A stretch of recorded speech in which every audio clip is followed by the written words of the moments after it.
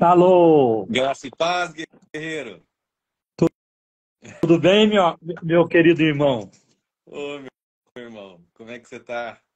Estou aqui, primeira vez que eu faço uma live pelo Instagram. Tá vendo essa tecnologia aí? Bom É, demais pra gente? mas o meu filho estava aqui do lado também Eu e vi. se fosse preciso, ele me ajudaria. Ele ajudou. E Tudo aí? bem? Tá jantando, meu amigo? Não, já terminei. Ah, tá. Tá pronto para a live. Você tá falando da onde, pastor? Eu estou falando de São Paulo, capital. Eu moro perto do metrô São Judas.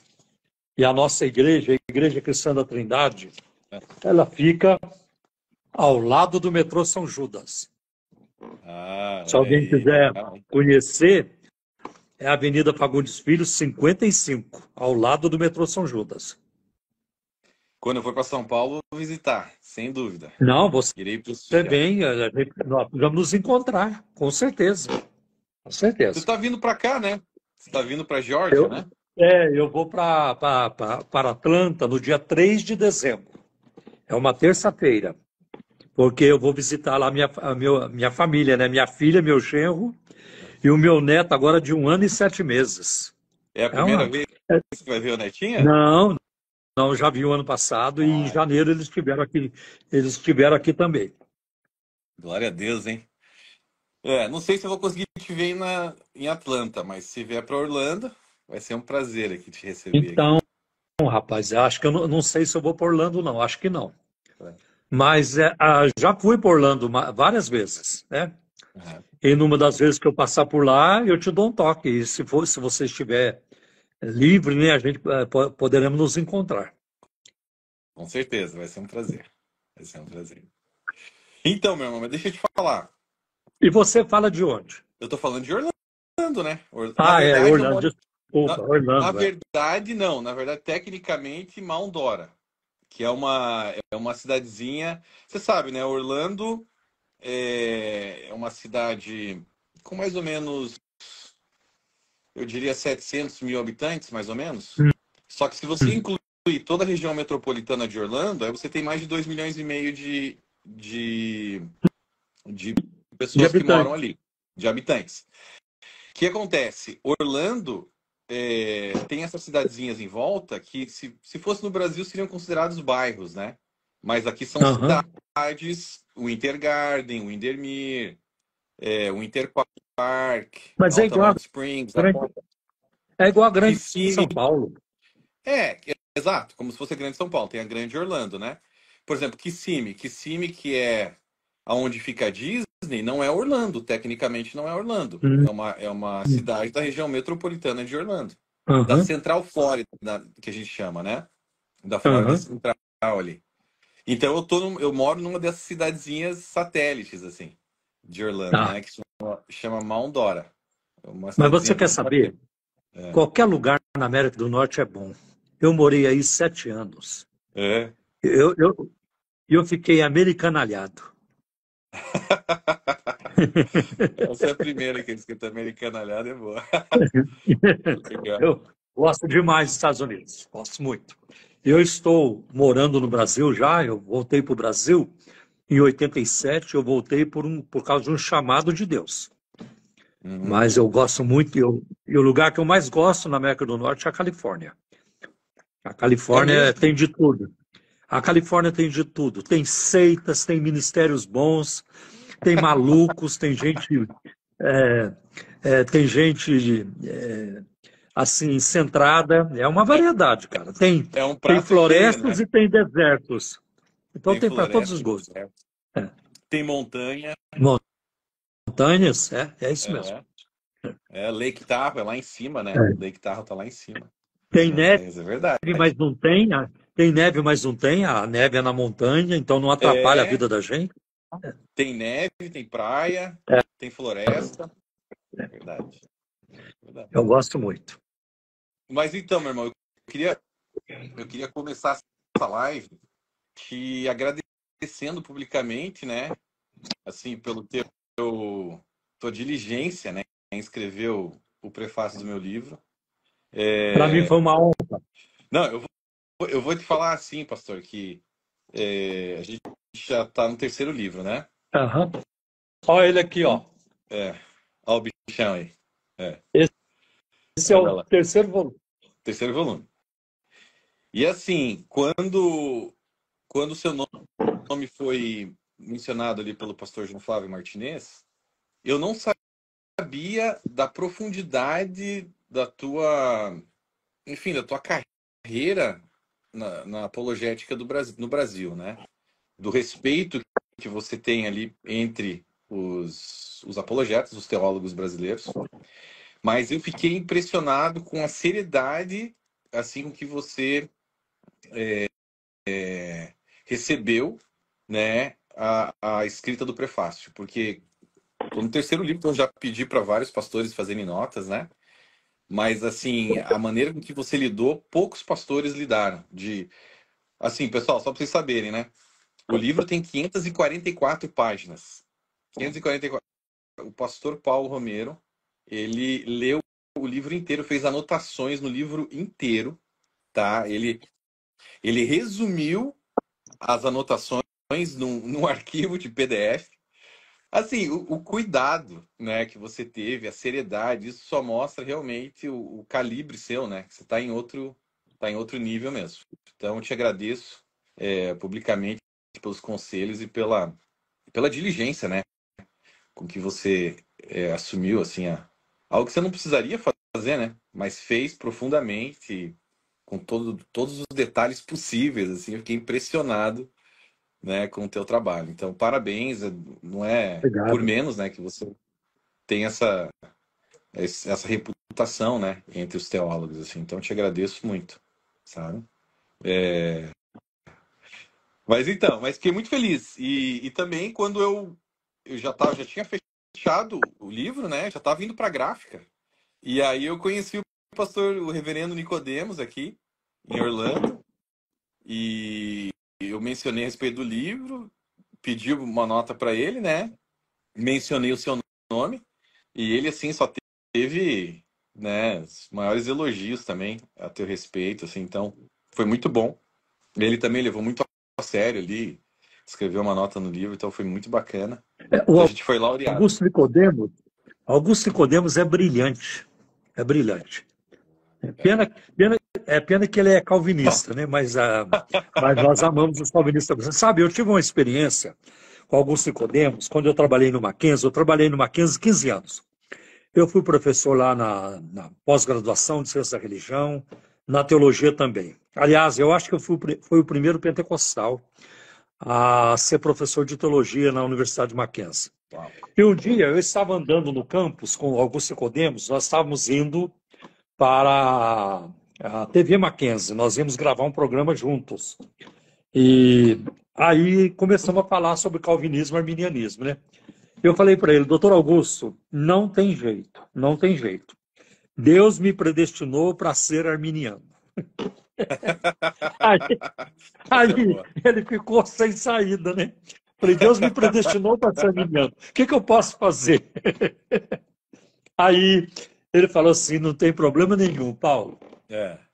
porque John Wesley e George Whitefield, John Wesley era arminiano e George Whitefield era calvinista. E eles eram muito amigos, né? Tá vendo? Tanto que o George Whitefield ele deu instruções, né? Que quando ele morresse, quem pregaria no velório dele seria John Wesley. Né? Uau. E tem uma declaração de George Whitefield sobre John Wesley fantástica. Ele falou assim: embora eu deteste as doutrinas de John Wesley, eu creio que ele estará muito mais próximo de Jesus lá no céu do que eu. Olha o que ele Que falou. isso. Que isso.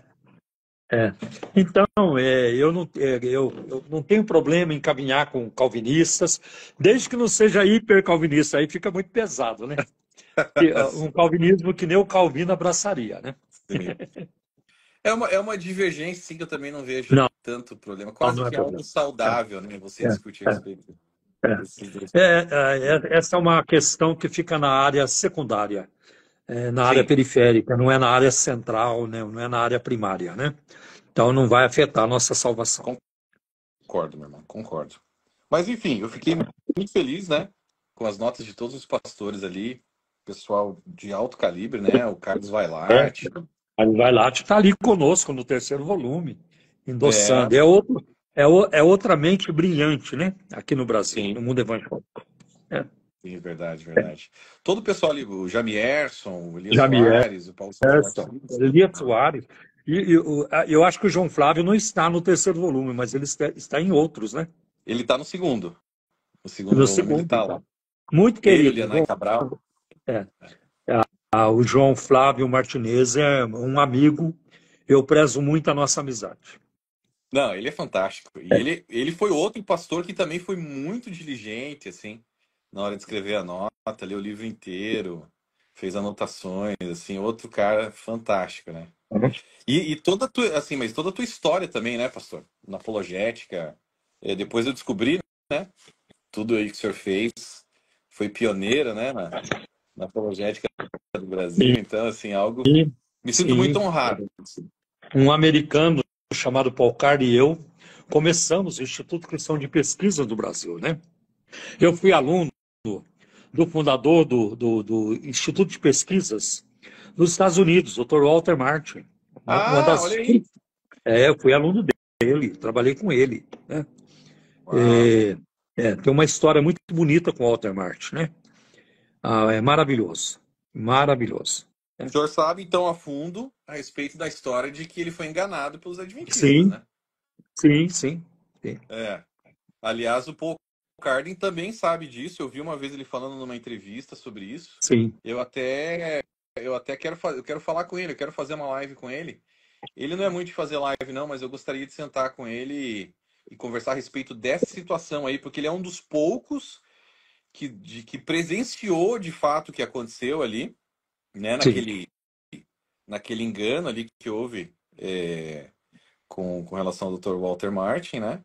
É, ao lançar aquele livro ali dele, ele colocou a Igreja Adventista, não colocou, né, na ala das seitas, colocou naquela área meio cinzenta por Sim, causa do livro é, naquela área meio cinzenta, né? por causa do livro Questões sobre Doutrina, que depois foi retirado de circulação, né? Porque os adventistas mais raízes ali falaram, não, isso aqui não é o que a gente crê, você tem que É tirar verdade. isso. Eles lançaram o livro só para o Walter Martin colocar eles ali Sim, naquela categoria. sim, sim. É um serviço de relações públicas. Depois eu quero conversar com você um pouco sobre isso também, né? Uhum. Mas posso fazer algumas perguntas para você? Por favor, estou aqui para isso. Pergunta, Manda as perguntas ordens. assim de cunho, pergunta assim de cunho pessoal. Você informa nos livros que você e também nas suas postagens Sim, que você foi adventista por 25 anos. Como é que correto. você se tornou adventista e como é que foi a sua experiência, como é que foi a sua vida É. na Igreja Adventista do Sétimo Dia? Então, eu falo sobre isso no volume 1, pastor. O volume 1 é um livro também de bastante fôlego, né? Tem 480 páginas. A gente relata um pouquinho ali do nosso testemunho, né? A respeito disso. Em mais detalhes, mas sim, o que aconteceu foi que eu nasci em berço adventista, né? Então, tanto do lado de pai quanto de mãe, eu sou quarta geração, né, de adventista. Então, assim, aquela pressão, né, aquela influência, né, na minha vida foi algo totalmente marcante, porque veio dos dois lados, né? Se você, imagine, você quando criança, você tem como seus pais a autoridade máxima, né?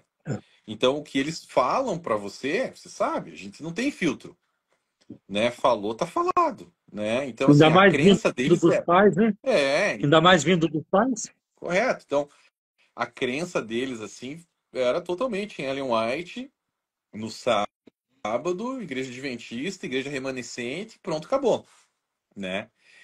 E eu não questionei, eu era muito novo, eu lembro, assim, de estar indo na igreja adventista eu tenho memória, assim, desde os 3 anos de idade, eu me lembro já, né? De eu estar nos bancos, assim, da igreja adventista, mas desde bebê mesmo. Desde bebê, meu pai foi aluno lá do IASP, né? Hoje o Uhum. NASP, Uhum.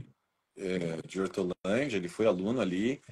Ele cresceu na igreja adventista também, minha mãe também, meus avós, enfim, bisavós.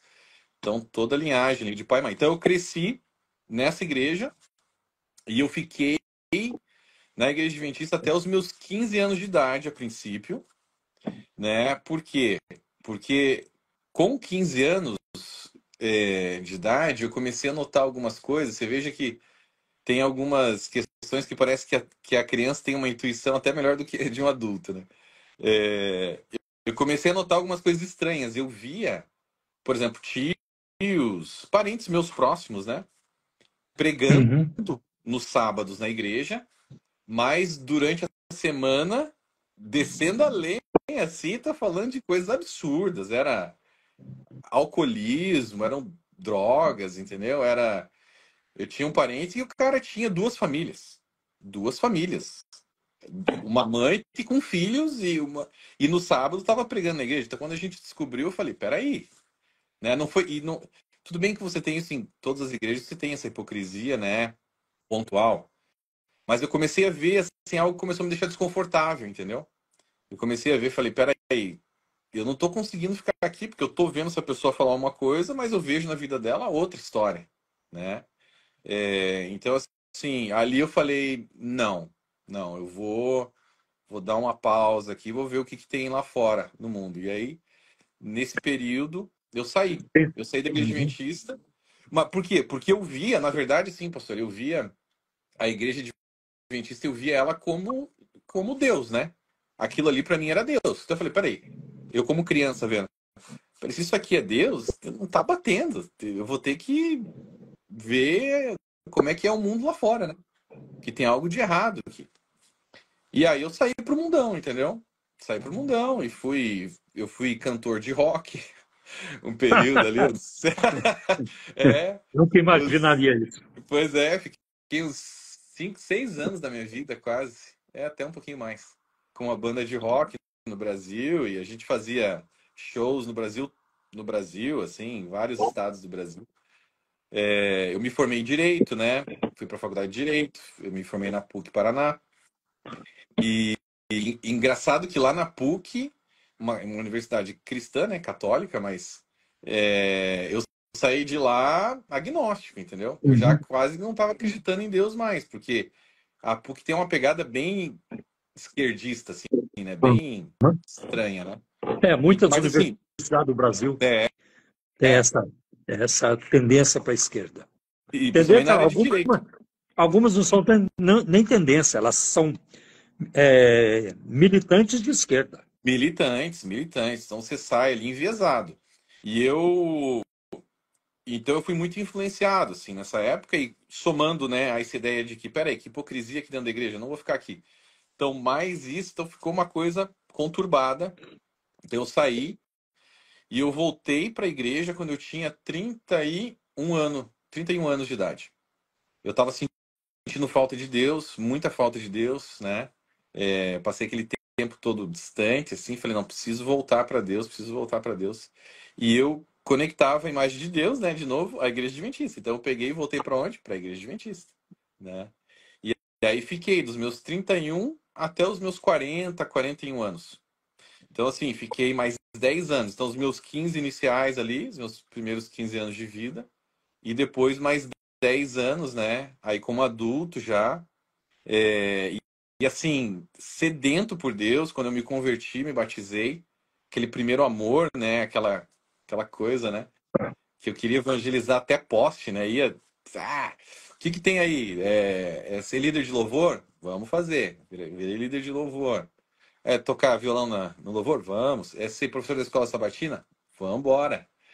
Que mais? Ser líder evangelista? Vamos. Aí eu levei um monte de gente para a igreja, para ser batizado na igreja adventista. Aí o que é? Professor da escola sabatina? Bora. Ser professor da escola sabatina. É para pregar? Vamos pregar. Então, eu assumi assim, o último cargo que eu tive, eu era líder de construção de igreja. Eu estava construindo já, né? Uma igreja aqui em Orlando, porque a igreja de Orlando não tinha igreja própria, né? Sim. Então eu comecei a levantar fundos e tal. Então, assim, foi um negócio assim, eu abracei com intensidade mesmo, sabe? É, toda a ideia da igreja adventista como sendo a igreja verdadeira de Deus nessa terra, igreja remanescente, né? E aí tem toda uma história até eu ser liberto, né? Que aí foi um baque grande, né? Mas aí eu queria fazer aqui uma pausa e fazer uma colocação, um comentário. Sim. Interessante, né? Que no Adventismo, no Mormonismo, nas Testemunhas de Jeová, a lealdade é para com a instituição, né? É para com a instituição. Verdade. Eu, há pouco tempo, eu participei de um debate na Rádio Musical aqui em São Paulo, FM 105,7. E foi um debate com um mormon, um representante mormon, né? E esse representante mormon, alguns dias antes do debate, ele tem um canal no YouTube e ele então postou um vídeo convidando as pessoas para participarem do debate, né? Olha, eu vou participar de um debate na Musical.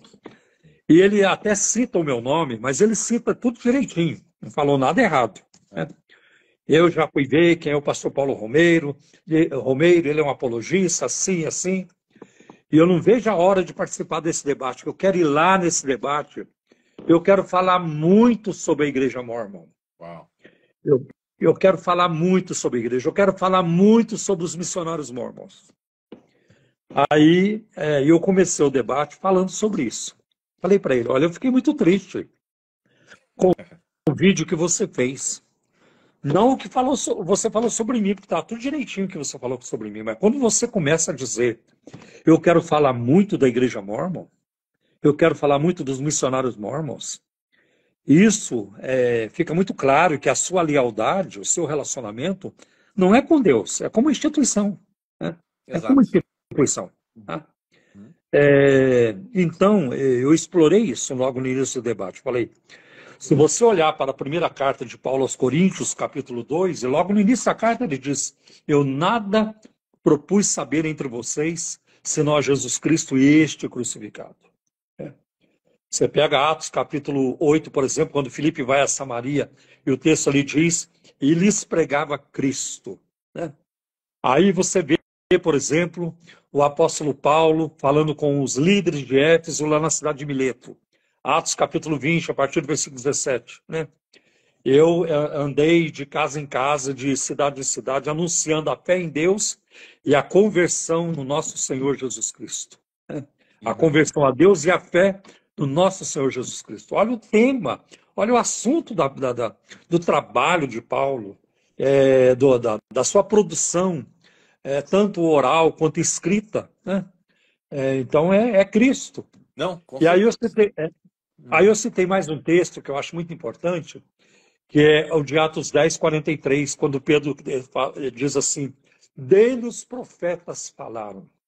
Os profetas falaram de Cristo, né? Uhum. Olha, eu me converti na Assembleia de Deus, mas eu não promovo a Assembleia de Deus. Tá? Eu sou pastor da Igreja Cristã da Trindade, mas eu não promovo a ICT. Como que eu vou promover? Eu quero exaltar a Cristo. Né? Meu relacionamento é com Cristo. Porque denominações vão passar. Né? Um dia você está aqui, outro dia está em outro lugar.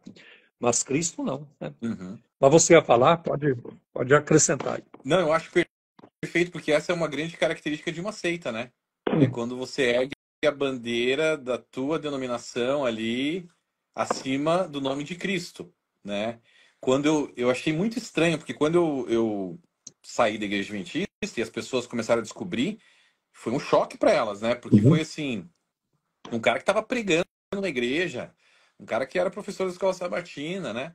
E para você pregar na igreja adventista não é tão fácil assim. Você tem que ter muitos anos de casa. Você não recebe o púlpito tão fácil, né?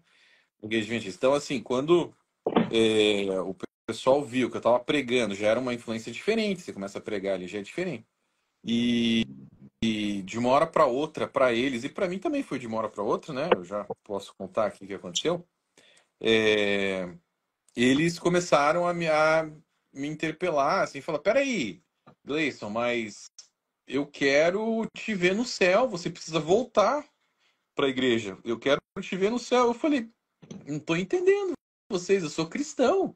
Eu sou muito mais cristão hoje do que era antes. Por que que você não vai me ver no céu, né? Como assim? Ou seja, eu preciso crer em Cristo mais Ellen White para ir para o céu? Que história é essa? Né? E aí o povo dava um passo para trás e falava, peraí, ele, né, ele tá falando a verdade. Por quê? Por que que eu tô falando isso, né? Então alguns até se assustavam, assim, aquele choque de realidade, né? De fato, ele tá falando algo que deveria ser uma verdade, né? Então, Mas, é, mas uhum, é contra a posição da Igreja Adventista, claro, porque ela se chama Igreja do Remanescente, não é? é, É, é é, isso mesmo. É, porque do remanescente são os que sobraram, os únicos que, no frigir dos ovos, só eles, ninguém mais. é, é, é isso mesmo. É isso mesmo. E é Então, interessante, quando eu olho, por exemplo, para o mormonismo, de novo, vou introduzindo o mormonismo aqui, a Igreja de Cristo, o cristianismo fracassou na Terra, apostatou totalmente. é, Então, o mormonismo é o evangelho restaurado, sim. né? Mas se você for examinar a luz da Bíblia, trata-se de um evangelho deturpado, né? Que também os adventistas o fazem. Exato, porque você chega e você vê, por exemplo, Pastor Romanos 1,16, né? Porque eu não me envergonho do Evangelho, pois ele é o poder de Deus para a salvação de todo aquele que crê, primeiro do judeu, Depois depois do gentil, do grego. depois do grego. Quando você vê assim a palavra ali dunamis, ele é o poder. O Evangelho é o poder, ele não é um poder, ele É, é o poder de Deus para a salvação. É o Evangelho de Deus que gera salvação no homem, né? Essa palavra dunamis, se você for estudar ali no grego koiné, você vai ver que ela também serve para ser traduzida como prescrição médica, né?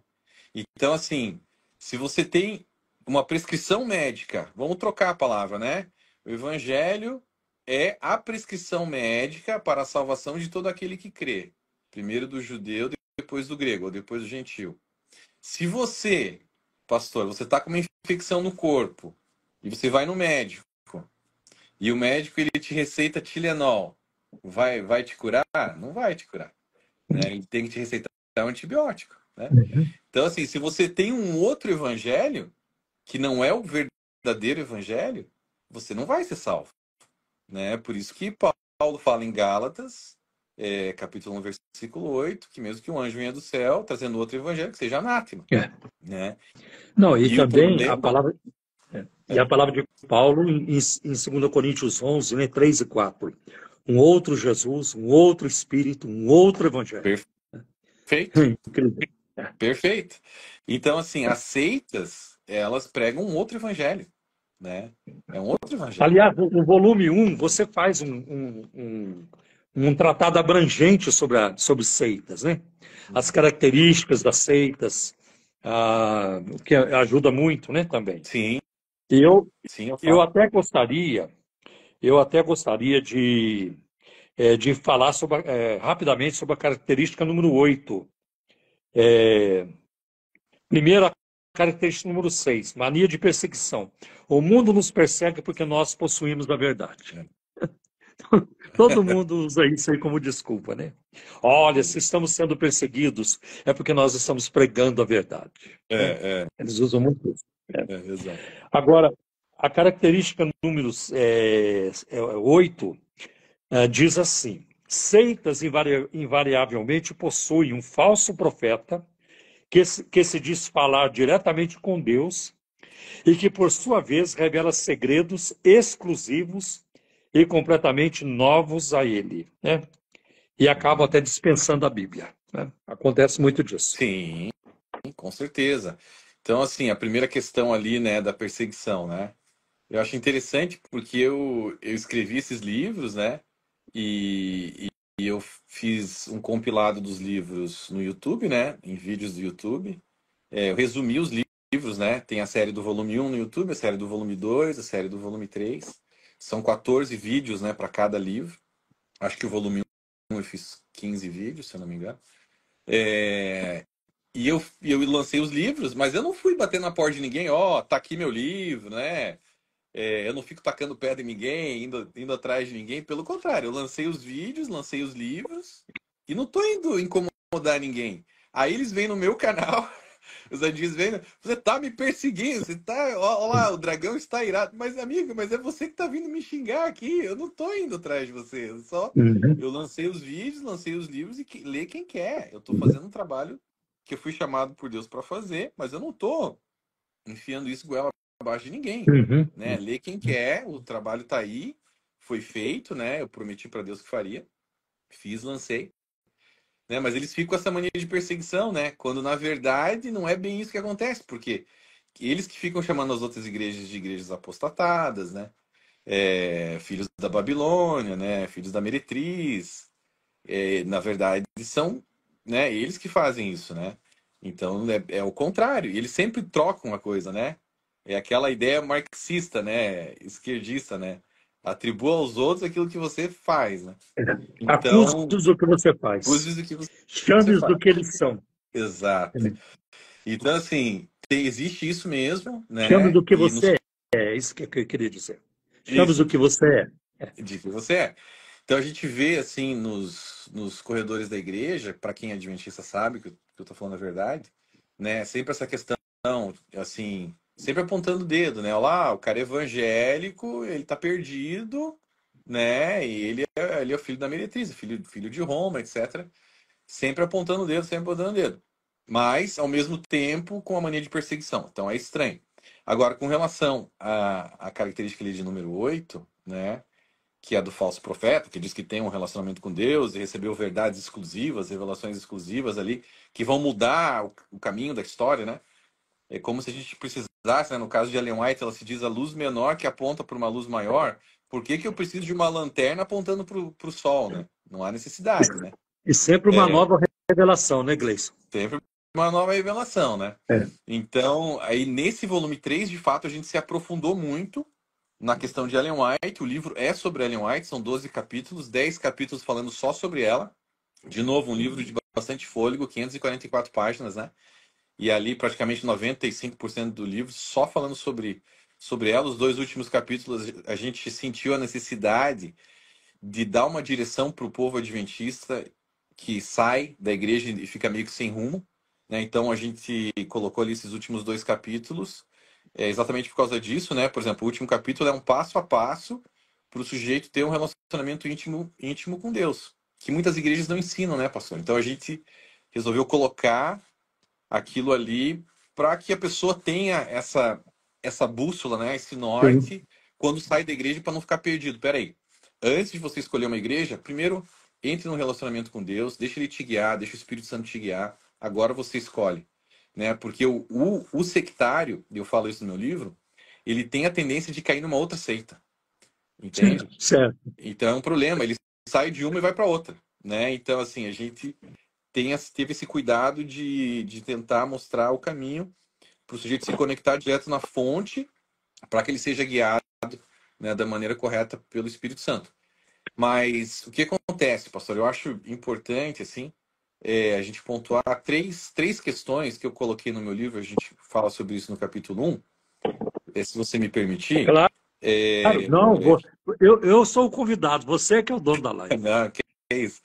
É, assim, três questões muito importantes, né, para a pessoa entender a respeito de Ellen White, que são problemas sérios, questões sérias ali, né, que acabam criando um racha mesmo para quem está dentro da igreja adventista, que a pessoa tem que pensar a respeito disso, né?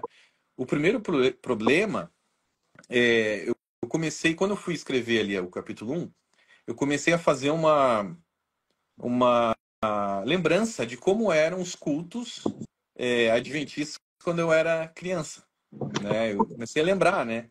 Faz muito tempo, né? Tô com 46 já, né? Então eu comecei a lembrar como eram os cultos adventistas. Eu não sei se o senhor já viu, sabe como funciona, Mais, mas mais ou menos. os cultos adventistas eles funcionam assim. No pôr do sol de sexta-feira inicia-se o culto adventista, né? Uhum. Então a família se reúne, no meu caso, a gente se reunia em família, desliga a TV, não assiste mais TV, nada secular. E aí no pôr do sol, se inicia o culto, que é o quê? Primeiro você canta hinos adventistas, né? Cantam-se lá uns 4, 5 hinos adventistas, beleza? Faz uma oração, e aí eu lembro bem, a gente lia um ou dois versos da Bíblia, parava, e aí se iniciava o culto, a parte robusta do culto, que era o quê? Ler os livros de Ellen White. Ler os livros de Ellen White. Então, assim, aí você lia páginas. Eu pegava ali o Grande Conflito, Desejar Todas as Nações, né? Caminho a Cristo, e lia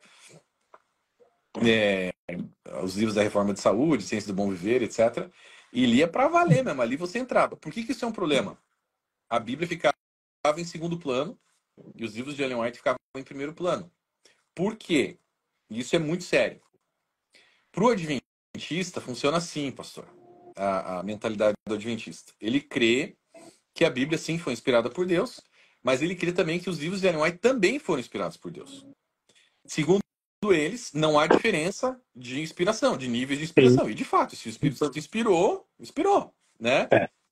Então, para eles, a Bíblia foi inspirada por Deus, assim como Ellen White também foi inspirada por Deus. Logo, os escritos dela, os pastores sinceros vão falar que isso é verdade. Estão no mesmo patamar da Bíblia. No mesmo patamar da Bíblia. Porque não existe níveis diferentes de inspiração.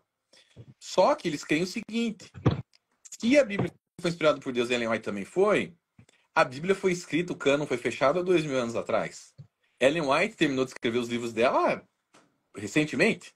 Né? Agora, em 1915, ela faleceu. Logo, se eu tenho um problema do meu dia a dia, cotidiano, e eu não consigo entender muito bem o que a Bíblia está dizendo para mim, o que eu vou fazer? Eu vou pegar os livros dela, porque são livros muito mais atuais, falam comigo para os dias de hoje, tá? Então o cara adventista, ele pega os livros dela e fala, peraí, se a Bíblia não está sendo clara num ponto, ela escreveu 49 livros, ela escreveu coisa pra caramba, tá?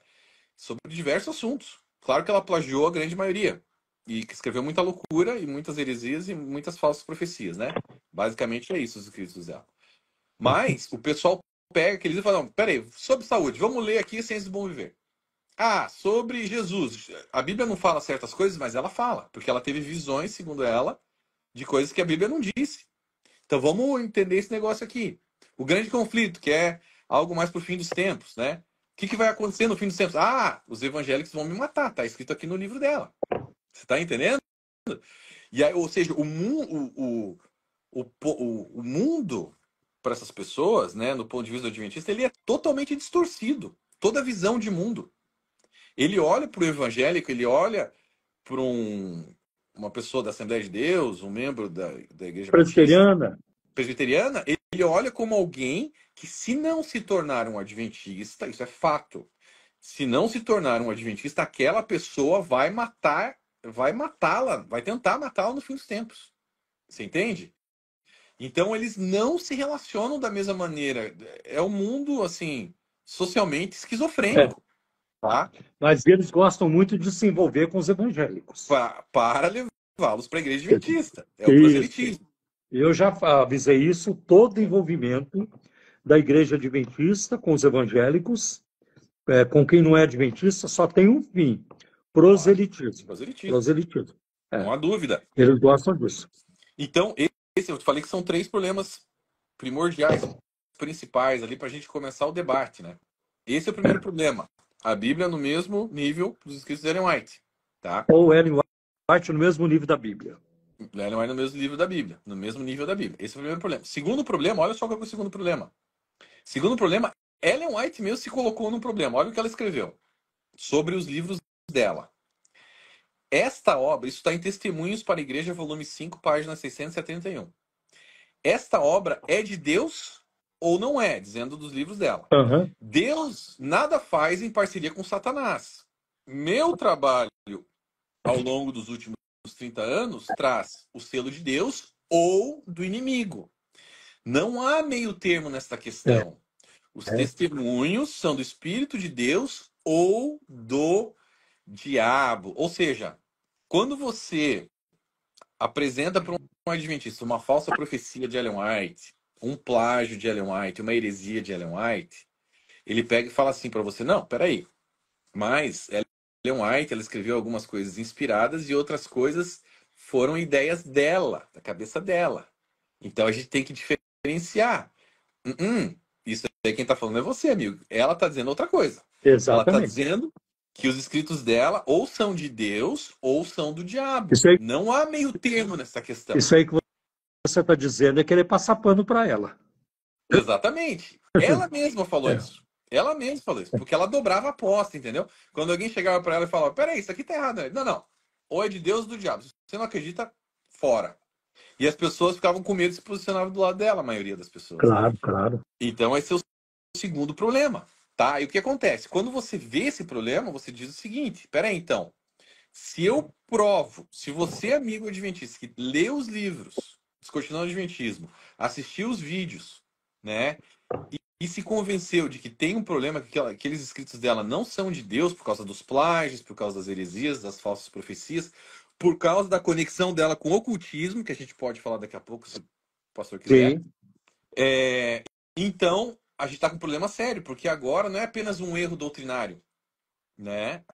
A gente tem aqui uma igreja que foi levantada pelo diabo. Isso é a palavra dela. Isso é ela que está dizendo, tá? E de fato, se você for ver bem, né, e você detectar o que está pregando um outro evangelho, se esse outro evangelho não pode salvar. Se não pode salvar, o que vai acontecer contigo? Você vai se perder, tá? Então, esse é um problema. Esse é um problema. Então, aqui, vamos agora no terceiro problema, o dom de profecia. O que acontece? A igreja adventista, ela tem uma doutrina, que é a doutrina fundamental de número 18, que é o dom de profecia. Essa doutrina diz o seguinte, um dos dons... Isso Oi? vem lá de Apocalipse 19, não é? Exato. Mas eles elencam ali como a doutrina fundamental deles de número 18, né? Eles têm 28 doutrinas fundamentais, está no livro Nisto Cremos, O né? Espírito A de doutrina... Jesus é o Espírito de profecia, não é isso? Isso, exatamente. O testemunho de Jesus é o Espírito de É, o profecia. testemunho Eles de dizem Jesus. que o Espírito de profecia é Ellen White, né? É. A gente já pode falar sobre isso também. É óbvio que não é. Mas vamos lá. O que diz ali? O dom de profecia. Um dos dons do Espírito Santo é a profecia. Esse dom é uma característica da igreja remanescente e foi manifestado no ministério de Ellen White. Como mensageira do Senhor, seus escritos são uma contínua e autorizada fonte de verdade e proporcionam conforto, orientação, instrução e correção à igreja. Muitos adventistas chegam para mim e falam: Gleison, eu já entendi, Ellen White de fato é uma farsa, tá errado, muito bem. Porém, eu rejeito os escritos dela, mas eu continuo sendo adventista. Você não pode, amigo. Sabe por quê? Porque uma das doutrinas adventistas é exatamente a doutrina de número 18, que diz que Ellen White é uma contínua e autorizada fonte de verdade. Ela é autoridade na igreja. Não só isso, como na hora de você se batizar, na ficha batismal está lá. Você aceita Ellen White como espírito de profecia. Se você disser que não, você não é batizado na igreja adventista. Você tem que aceitar os escritos dela. Então eles estão Não, mas intrinsecamente... ainda perguntam quantos livros dela já leu? Perguntam, às vezes perguntam, mas não que É, isso seja um fator determinante para te batizar ou não. Mas você tem que dizer que você crê nela como sendo espírito de profecia. olha, eu vi um pastor adventista pregando. Ninguém me contou, eu estava assistindo esse pastor adventista, ele dizendo: se você não lê os livros de Ellen White, eu temo pela sua salvação. Leandro Quadros. Leandro Quadros. eu já, eu já dou nome aos bois aqui, porque eu já falei para ele, né? Mas assim, então, de fato, imagine o problema. Você não consegue desconectar ou seja, Ellen White da igreja adventista. Não tem como você fazer isso. Se Não. você está ali debaixo daquele guarda-chuva ali espiritual, né, daquela influência espiritual, você está recebendo Ellen White. Ali todas as aulas, praticamente, da escola sabatina, eles falam sobre Ellen White. Tá ali, tá dentro das Nos lições da escola cultos sabatina. também, e nos cultos também. Nos cultos também, né? E aí, sim, muitos pastores pregam Ellen White no púlpito. Pregam Ellen White no púlpito. Pega o livro dela, abre o livro dela e começa a pregar ela no púlpito. Você entende? Então, assim, essa questão que o senhor falou aí, do dom do espírito de profecia, é muito sério. Porque, sim, eles conectam isso aí, é ensinado até hoje. O testemunho de Jesus é o espírito de profecia, né? Aí eu posso, de Apocalipse. Aí eu te pergunto, tá, mas ali, em Apocalipse capítulo 1, João diz que ele foi exilado na ilha de Patmos por causa do testemunho de Jesus. Então, se o testemunho de Jesus é o espírito de profecia, o espírito de profecia é Ellen White, então, logo, né, João, ele foi exilado na ilha de Patmos por causa dos escritos de Ellen White. A mulher nem era nascida. Entendeu? Então, assim, você consegue desmantelar isso rapidamente, mas as pessoas lá dentro é uma bolha. É uma bolha, é um problema sério, né? É muito difícil de furar essa bolha, né? E aí Às você tem. vezes a pessoa ela fica escrava da sua própria vontade, né? Ela mesmo sabendo que está errada, ela não cede. Eu já Ela não tive essa serve. experiência, com missionários mormons. Se eu provasse para você, por A mais B, X mais Y, que José Smith foi um falso profeta e que a igreja mórmon é falsa, né? Você e o livro de Mormon é falso, você deixaria o mormonismo? Não. Não deixa. Ainda que você provasse para mim, sem sombra de dúvida, que José Smith é falso, que o livro de Mormon é falso, a igreja é falsa, eu não deixaria. Então, não se trata mais de uma questão da mente. Não. Agora trata-se de uma questão da vontade. Sim. A pessoa não quer, não quer. Então, neste momento, ela despreza a mente, ela despreza a lógica, Isso. e você fala de lógica também, ela despreza a lógica para viver em escravidão da sua própria vontade. Ela simplesmente não quer.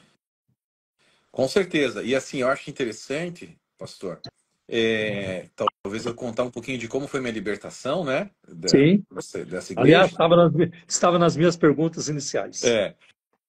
Porque foi algo que nenhum homem, nenhum homem me convenceu. Nenhum homem conseguiria me convencer de nada a respeito disso. Eu sei disso, eu estava lá. Já tinham tentado, muitas vezes, tá? Muitas vezes já tinham tentado. Ninguém conseguia me convencer, já tinham me falado pessoas próximas a mim. Não, se cuidar. Não, que seita, rapaz, você tá louco. E ali, adventista. E eu assim, olha o que eu fazia, pastor.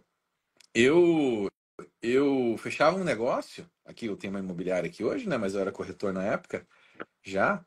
Eu fechava um negócio com um cliente e eu dava um livrinho de Ellen White pro cara, entende? Eu achava que aquilo eu estava ajudando a pessoa, né? Eu comprei assim centenas de Ao livros invés dela, de dar uma Bíblia, o Novo Testamento, né? ao invés de dar uma Bíblia, não, era o livro de Ellen White. Então, assim, era 100% igreja adventista. Tava maluco com a igreja adventista. Bom, o que aconteceu? Eu, nesse ritmo alucinante aí, intenso, né? De professor, de não sei o quê, e trabalho, aquele negócio de Marta, né? Trabalhando pra seita, pior, né? Só trabalho, pouco relacionamento, quase nada, trabalho. Fazendo de tudo que a igreja me pediu, eu fazia tudo, né? Fazia mesmo, entrei de cabeça, né? E aí eu lembro que chegou em final de 2017 e eu comecei a ter uma crise espiritual, final de 2017. Eu falei, cara, eu não tô sentindo Deus, eu tô com alguns pecados que eu não consigo vencer, né? Eu tinha um problema com pornografia que eu não conseguia vencer. Não era algo assim tão pesado, mas era algo que a cada 3, 4 meses eu caía e falei, meu, o que tá acontecendo? Por que eu não consigo vencer isso, né? E tentava e não conseguia, e tinha algumas outras questões que eu também não conseguia. Eu falei, meu, que coisa. E aí eu comecei a interpelar, perguntar para as pessoas da igreja, né? Amigo, o que está acontecendo? Eu leio os livros da Ellen White, eu guardo sábado, né? Eu tô devolvendo meu dízimo. Por que eu não consigo vencer esses pecados? Por que eu não tô sentindo Deus na minha vida, né? E aí o pessoal falava, não, Gleice, isso aí tá tudo certo. No mundo três aflições, você vai pro céu sem pedaço, você vai direto. Você tá guardando o sábado, você tá lendo a Ellen White. Meu Deus, você tá tranquilo, fica na paz. Eu falei, não, tem uma coisa errada aqui. Eu não tô acreditando que isso aqui tá certo. Aí eu resolvi entrar em contato com um amigo meu no Brasil que tinha uma linha mais pentecostal, mais canelinha de fogo. Liguei pra ele e falei, irmão, tô com um problema. Fala. Cara, tô numa crise aqui, mano. Eu não tô sentindo Deus, não sei o que tá acontecendo. Tô mal, entendeu? O que que pode ser? Aí esse cara, ele foi muito sábio. Ele sabia que eu estava numa seita, mas ele não me confrontou diretamente. Sim. Ele falou assim, Gleison, eu sei, eu sei o que está acontecendo contigo, Deus já me falou aqui, e você vai fazer o seguinte, você quer resolver o teu problema? Eu falei, quero. Então você vai fazer o seguinte, se você vai entrar numa jornada de oração com Deus, num propósito, 60 dias de oração da madrugada, 60 dias consecutivos, você vai acordar às 3 horas da manhã, você vai orar por pelo menos uma hora, e enquanto você estiver orando, você coloca um louvor de guerra no ouvido, que você está no meio de uma batalha espiritual, e aí você vai ver o que Deus vai fazer na tua vida. E assim, por que esse cara foi muito sábio? Ele, em vez de ele me falar que eu estava numa seita, ele me ensinou a ter um relacionamento com Deus. E aí Uhum. Deus me mostrou, entendeu? Não foi ninguém que me mostrou, foi o Espírito Santo diretamente falou: peraí, sai da frente, deixa que eu vou resolver esse trabalho aqui, porque esse problema aqui, porque ninguém vai convencer esse cara, não. Tem que ser eu mesmo. E aí, de fato, eu entrei nessa jornada de 60 dias de oração da madrugada. Não vou entrar no mérito se 3 da manhã, se é uma diferença, se não há diferença, não importa. O que importa é que 3 horas da manhã a casa está em silêncio, né? Não tem nenhum barulho, só tô eu e Deus ali. E eu pude me focar 100% no relacionamento. E assim, na primeira semana eu já senti uma diferença absurda, já senti o Espírito Santo falando comigo ali, me guiando de fato. Foi uma revolução. Eu sei que na terceira, quarta semana, eu já estava com 2 grupos no WhatsApp de 60 pessoas em cada grupo orando comigo de madrugada. Um grupo era um grupo de clientes e parceiros de negócio, o outro grupo era o grupo da igreja, etc., cristãos. E assim, começou um mover de Deus ali, o pessoal me acompanhando, orando comigo nas madrugadas, né? E Sim. assim, pessoas que estavam com problemas de drogas, problemas de relacionamento, divórcio, pessoas que estavam querendo se separar, resolveram o problema. Eles me acompanharam por 15 dias, pastor, orando comigo de madrugada, e foi uma revolução na vida deles também. Que E bênção.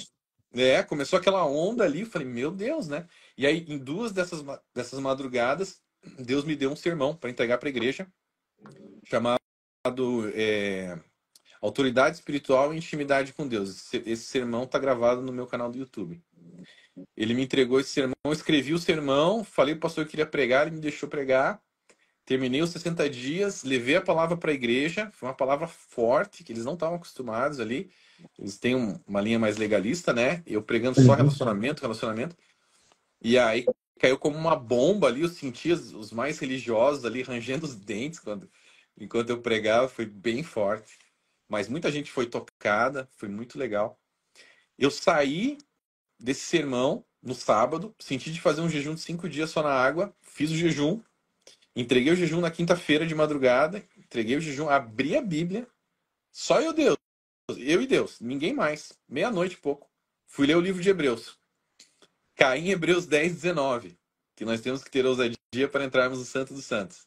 Li aquele versículo que eu já tinha lido o livro de Hebreus quantas vezes, cheguei naquele verso, não passava daquele verso. Falei, meu Deus, o que esse verso está falando? Que Paulo está falando que a gente tem que ter ousadia para entrar no Santíssimo.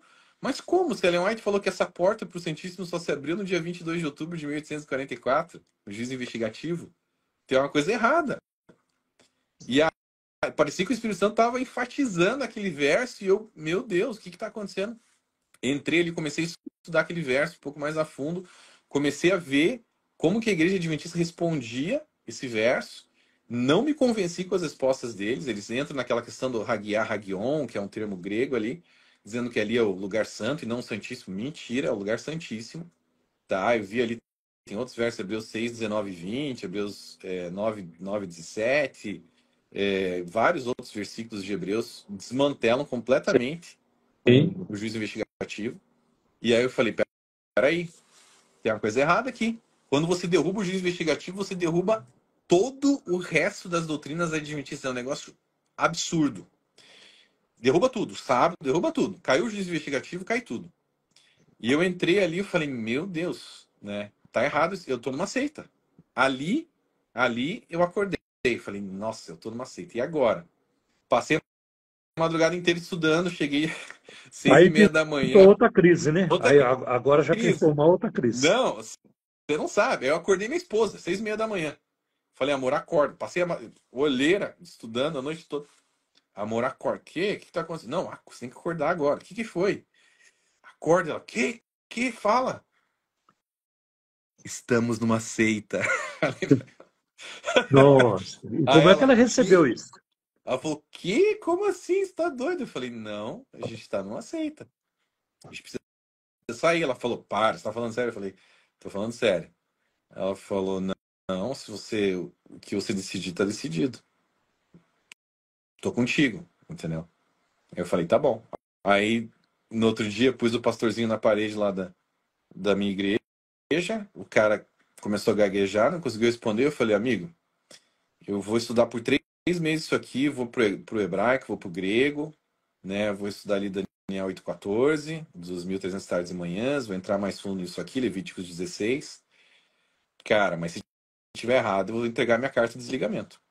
Aí, dei os 3 meses, estudei, vi que tava tudo errado mesmo.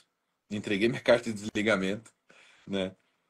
E aí já imediatamente falei, vou escrever um livro sobre isso, eu preciso escrever, as pessoas não sabem a respeito disso, minha família entrou em parafuso, falou, esse cara tá doido, como assim? O cara tá pregando um dia. A minha família inteira tava lá para assistir aquele sermão, pastor, vieram do Brasil, estavam aqui. Aí eu saio, 2 meses depois, tô saindo da igreja, 3 meses depois, tô saindo. Como assim? Esse cara tá maluco?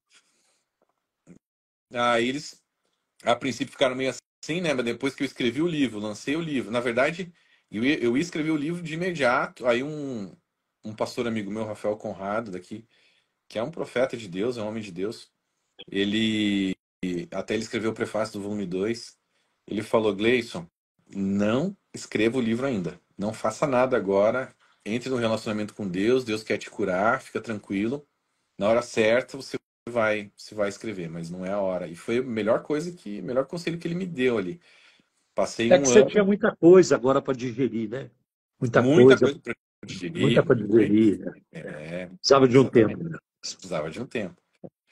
E foi perfeito ali. Fiquei um ano só no secreto ali, Deus me curando e tal. E aí passou um ano e ele falou: agora pode escrever, ó, a caneta na tua mão. É chegada a hora. Chegada a hora, exato. Sabe? Foi assim, pastor. Foi assim que, né, houve essa libertação. E aí foi essa revolução, né? Depois que a gente lançou o volume 1, não esperava nada, mas as coisas começaram a acontecer. Quando é Deus soprando, é um negócio impressionante, né?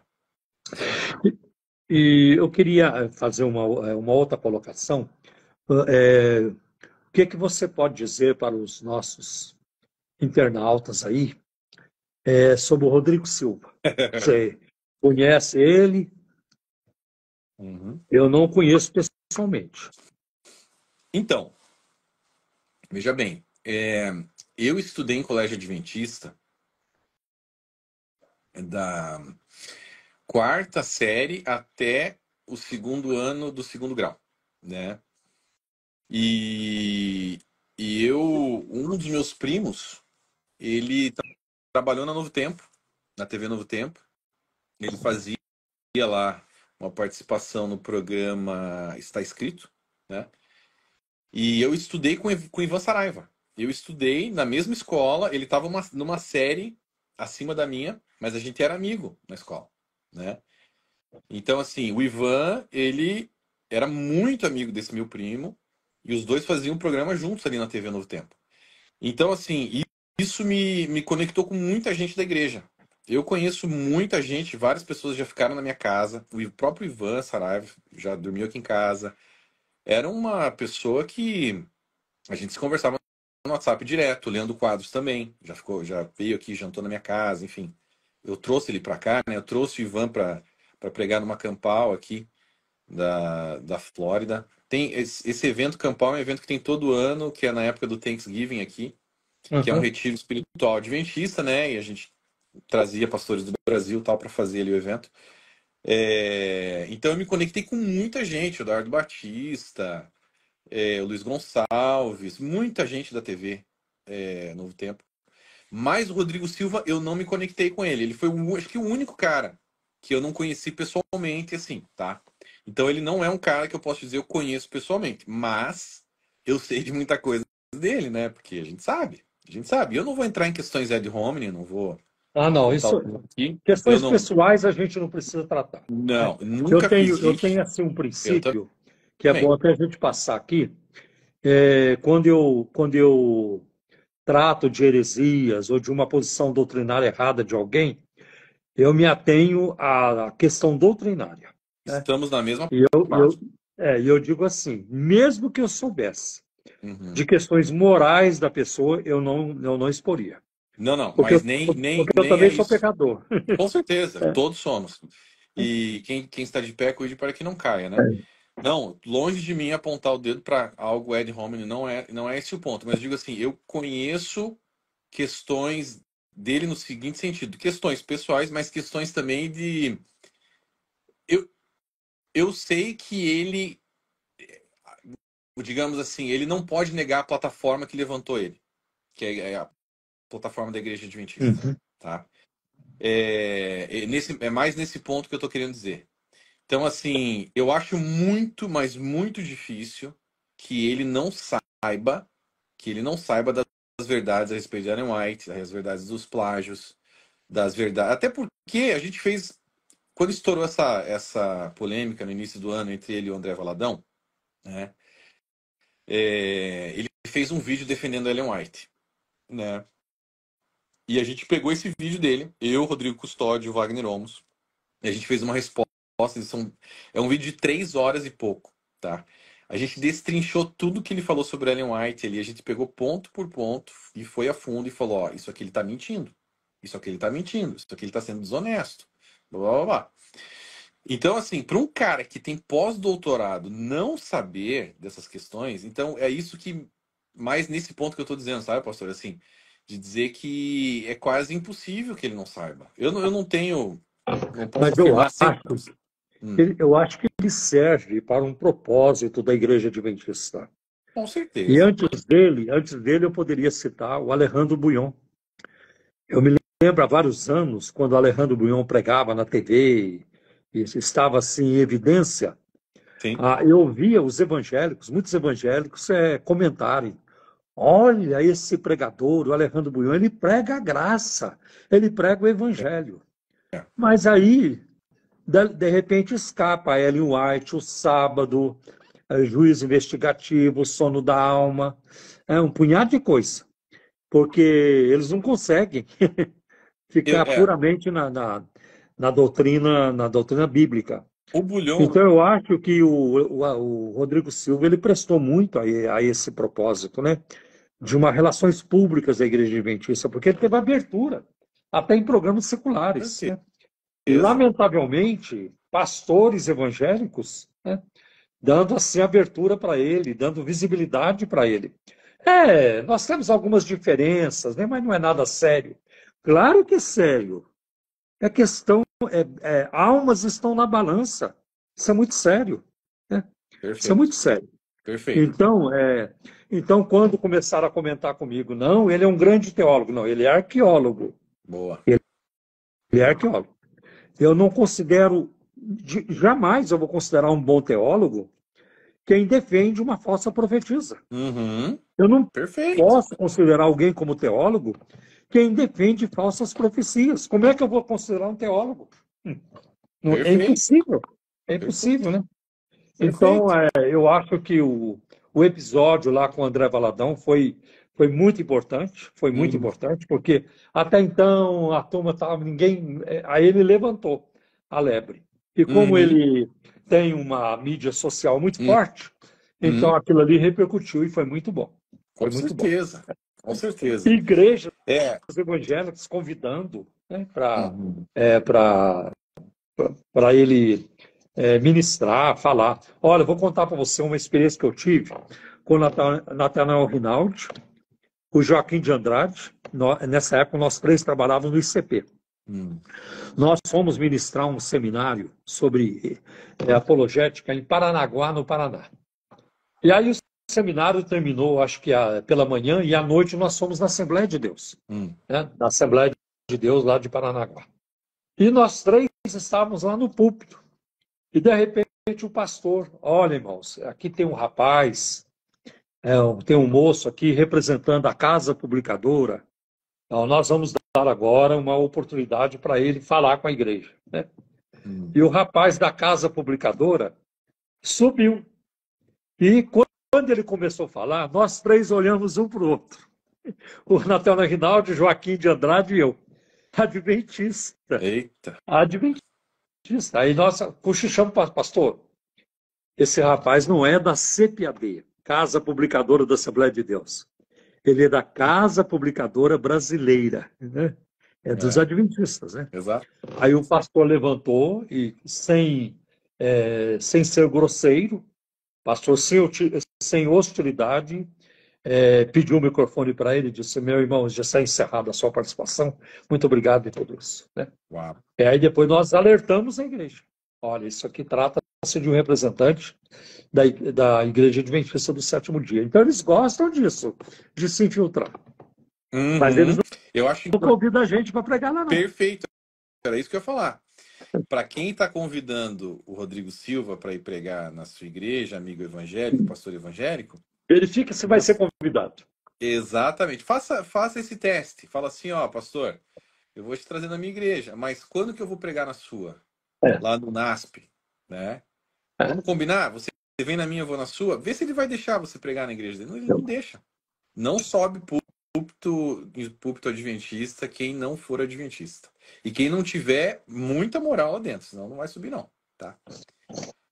Agora, não pode falar, desculpa. Não, eu só ia completar com um adendo a respeito do Bulhon, porque o Bulhon eu tenho sentimentos conflitantes com relação a ele, porque ele é um cara que logo quando eu saí da igreja adventista, eu comecei a meditar a respeito dele e falei, cara, mas e o Bulhon, né? E o Bulhon a princípio eu via como um cara que ele apareceu na época, né, na igreja adventista brasileira, porque é importante o pessoal saber que o Brasil é o local onde a igreja adventista mais cresce no mundo, tá? Aqui nos Estados Unidos está em decadência total, Europa, decadência total.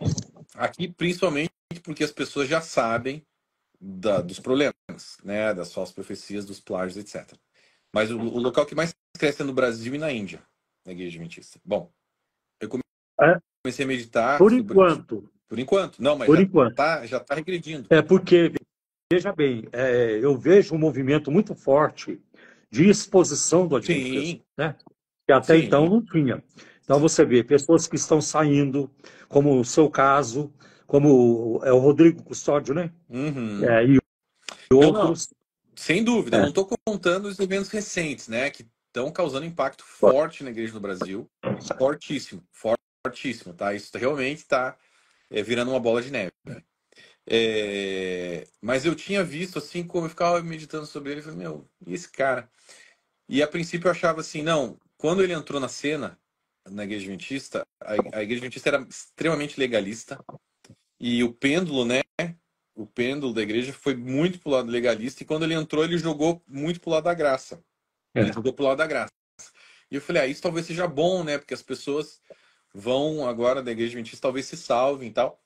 Mas, na verdade, talvez seja até pior, porque eles tiram um impacto legalista que o membro pode sentir e falar, peraí, eu tô no lugar errado.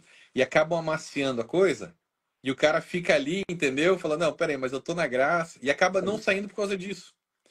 Mas, né? Então fica aquele negócio que... morto. Sim, mas a essência não vai mudar. A essência não muda. A essência não vai mudar. O fundamento, né? As doutrinas básicas deles não vai mudar. Eles não vão mudar. Não, com certeza. Geralmente é assim. Por exemplo, a igreja católica romana, né?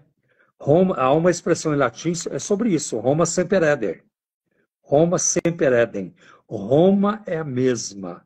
Roma não muda. Então pode haver agora ventos assim, ali. Ora, agora tem um papa assim, agora tem aquilo. Mas não vai mudar. É muito difícil mudar. É verdade.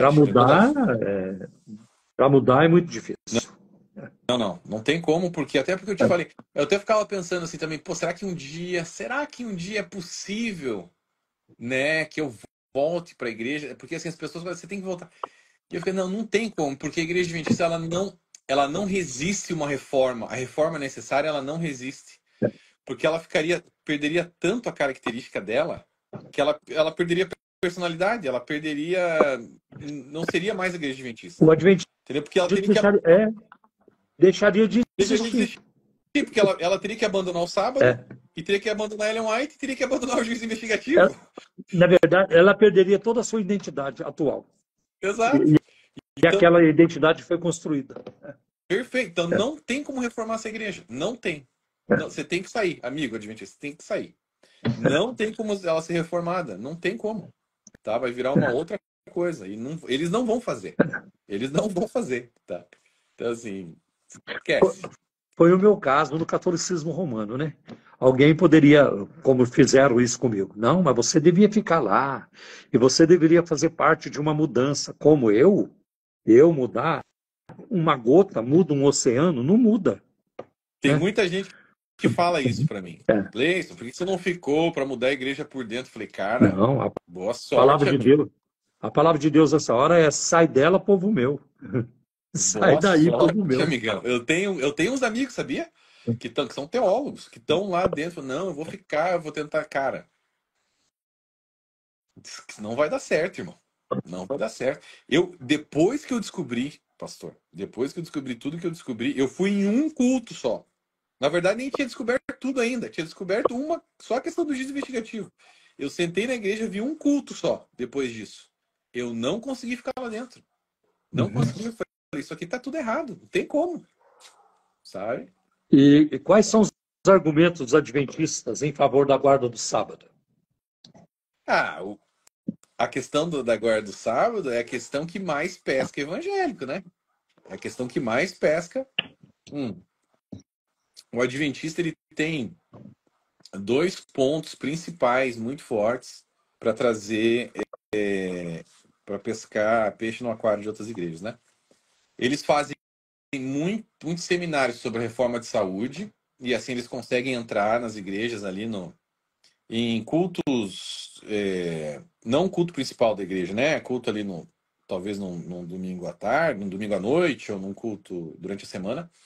Eles oferecem seminários a respeito da reforma de saúde. Muitas vezes eles nem falam que são adventistas, né? Eles falam, não, a gente está oferecendo aqui um curso sobre saúde, vamos falar tal sobre, né, como se alimentar melhor, fazer exercício físico, não sei o quê. Cuidar do É, corpo, que é o templo do Espírito Santo. isso, como deixar de fumar. Cara, pô, o pastor fala, pô, tô precisando de evento na minha igreja, tô precisando de alguma coisa para incentivar os membros, vou chamar. E eles chamam. Aí quando o cara tá lá dentro, ele termina a palestra dele e fala, viu, mas a gente é da igreja adventista, se quiser saber mais, né, entre em contato, tal, somos tal igreja. E eles acabam distribuindo folhetinhos ali, falando sobre a reforma de saúde, e no final, muitas vezes não está o nome da igreja adventista, mas está ali um site, novotempo.com, entendeu? Bíblia Fácil. Aí o cara entra e ele é pescado. Bom, esse é um ponto. E o outro ponto que mais pega é o sábado. Por quê? Porque, de fato, o sábado ele tem um argumento muito forte a favor da igreja adventista, que é a questão do sábado estar entre os 10 mandamentos, né? E que até hoje é uma bússola moral pro evangélico, enfim, pro cristão, Deixa né? antes de você prosseguir, deixa eu contar para você uma experiência que eu vivi. Eu era novo convertido. Eu trabalhava lá em São José dos Campos, na Embraer, na fábrica de aviões. É. E chegou uma época lá, eu já estava trabalhando lá, aí chegou uma pessoa para trabalhar também no nosso grupo lá, um adventista. Rapaz, foi muito complicado. E para mim é um dos grupos mais perigosos, porque eles usam a Bíblia, É. né? Eles usam a Bíblia. Aí eu me lembro que um dia lá ele me mostrou Lucas 23:56. E as mulheres retornando do sepulcro repousaram conforme o mandamento, guardaram o sábado conforme o mandamento. Exato. Quando ele mostrou aquilo para mim, eu fiquei assim, eu não sabia o que fazer. Eu falei, será que o pastor da igreja está ensinando tudo errado? Tá vendo? Olha só, o problema que ele colocou na minha cabeça. Uhum. E demorou muito, Gleison, muitos anos se passaram, até que um dia eu entendi esse versículo. Elas tinham que guardar mesmo, porque elas eram judias. Claro. Está tudo certo. O judeu guarda mesmo, né? Exato. Está lá no Salmo 147. Deu mandamentos a Jacó, não fez isso com nenhuma outra nação. Né? Exatamente. Então, Exatamente. mas ó, enquanto eu não olha, se passaram muitos anos, aí eu Mexeu fui entender. contigo. É, Mexeu mexeu, contigo. mexeu comigo. Então, então assim, a gente viu, pastor, esse problema, porque assim, quando eu fui escrever os livros, né? Eu dividi os livros dessa forma. Eu dividi entre os três. Primeiro, por que que você escreveu os livros? É, Já explicou, exato. né? Você já explicou, É, né? um pouco. Mas é interessante eu falar. Porque assim, eu dividi ele em 3 volumes, por quê? Porque eu dividi ele entre os 3 pilares da Igreja Adventista. Gente, é Sim. importante a gente falar o seguinte: por que que, por que que isso é um. Por que que todos esses livros são relevantes e por que que esse assunto é tão importante, né? Como o pastor bem falou, hoje em dia a Igreja Adventista está sofrendo um baque, né, na internet, através dos vídeos que a gente faz, ou dos vídeos que o Rodrigo Custódio faz, e vários outros canais, CACP, o próprio pastor Paulo Romero, e outros pastores, o Nicodemos, outros pastores que falam sobre isso. E com a internet isso se espalhou de uma forma que a gente não tinha antes, né? As pessoas não tinham acesso. Era assim, era ir para a igreja e ler o livro de Ellen White, ir para a igreja e ler o livro de Ellen White. Recebeu a cultura dos pais, recebeu toda aquela informação vinda de outra geração, muitas vezes, né? Ou então recebeu um estudo bíblico, ou então assistiu a Novo Tempo, que fez um estrago grande no Brasil, através do canal de TV ali, porque é um canal muito bem feito, muito bem Eles administrado. têm uma mídia muito boa. Muito Né? forte, muito forte. O Toninho lá, que é o diretor da TV Novo Tempo, é um cara muito cabeça. Eles sabem fazer, né? Então, isso realmente causou um estrago grande ali. Então, por que que é relevante? Por causa de tudo isso, porque é uma igreja que ainda, apesar de estar sofrendo esses reveses agora, sofreu muitos reveses recentemente com essas questões da internet, né? Apareceu a internet, se divulgou muito mais os problemas da igreja adventista. Praticamente todas as estrelas da TV Novo Tempo caíram, os pastores, praticamente todos. Ficou só o Rodrigo Silva, tá? Só. O resto caiu tudo, tá? Então, assim, eles estão sofrendo um baque, tá? Mas isso não acontecia antes. Uhum. Era um negócio muito, mas muito forte. Era uma onda, assim, de legalismo. Sábado, da Ellen White, que estava arrebentando. E, assim, era muita gente que estava saindo das igrejas evangélicas e indo para a igreja adventista. Muito bem. Voltando ao assunto aqui. Então, eu resolvi escrever os 3 volumes. Os 3 pilares. Quais são os 3 pilares? Volume 1, juízo investigativo, que é a doutrina que é a espinha dorsal da igreja adventista, para quem não sabe. Não é o sábado, é o juízo investigativo. Se você derruba o juízo investigativo, você derruba todas as outras doutrinas. Volume 2, falamos só sobre o sábado, que é o marketing mais forte da igreja adventista, é o sábado. Tá? Então a gente fala no volume 2 só sobre o sábado e o decreto dominical, que é um desdobramento escatológico a respeito do sábado. E o volume 3, Ellen White. São os 3 pilares ali da igreja adventista. São esses 3 pilares. Tá? O volume 2, que a gente fala sobre o sábado, a gente explica. Eu não vou dizer exaustivamente, porque eu teria que escrever aí mais de 2.000 páginas para falar sobre o sábado. Mas a gente escreveu ali 360 páginas sobre o sábado. E a gente atacou todos os problemas principais a respeito do sábado, que vai preparar o irmão evangélico para poder responder o porquê que ele é cristão e não guarda o sábado. Porque o sábado está, de fato. Se um adventista. Pastor Paulo, se um adventista chega para o senhor hoje, não vai te enrolar.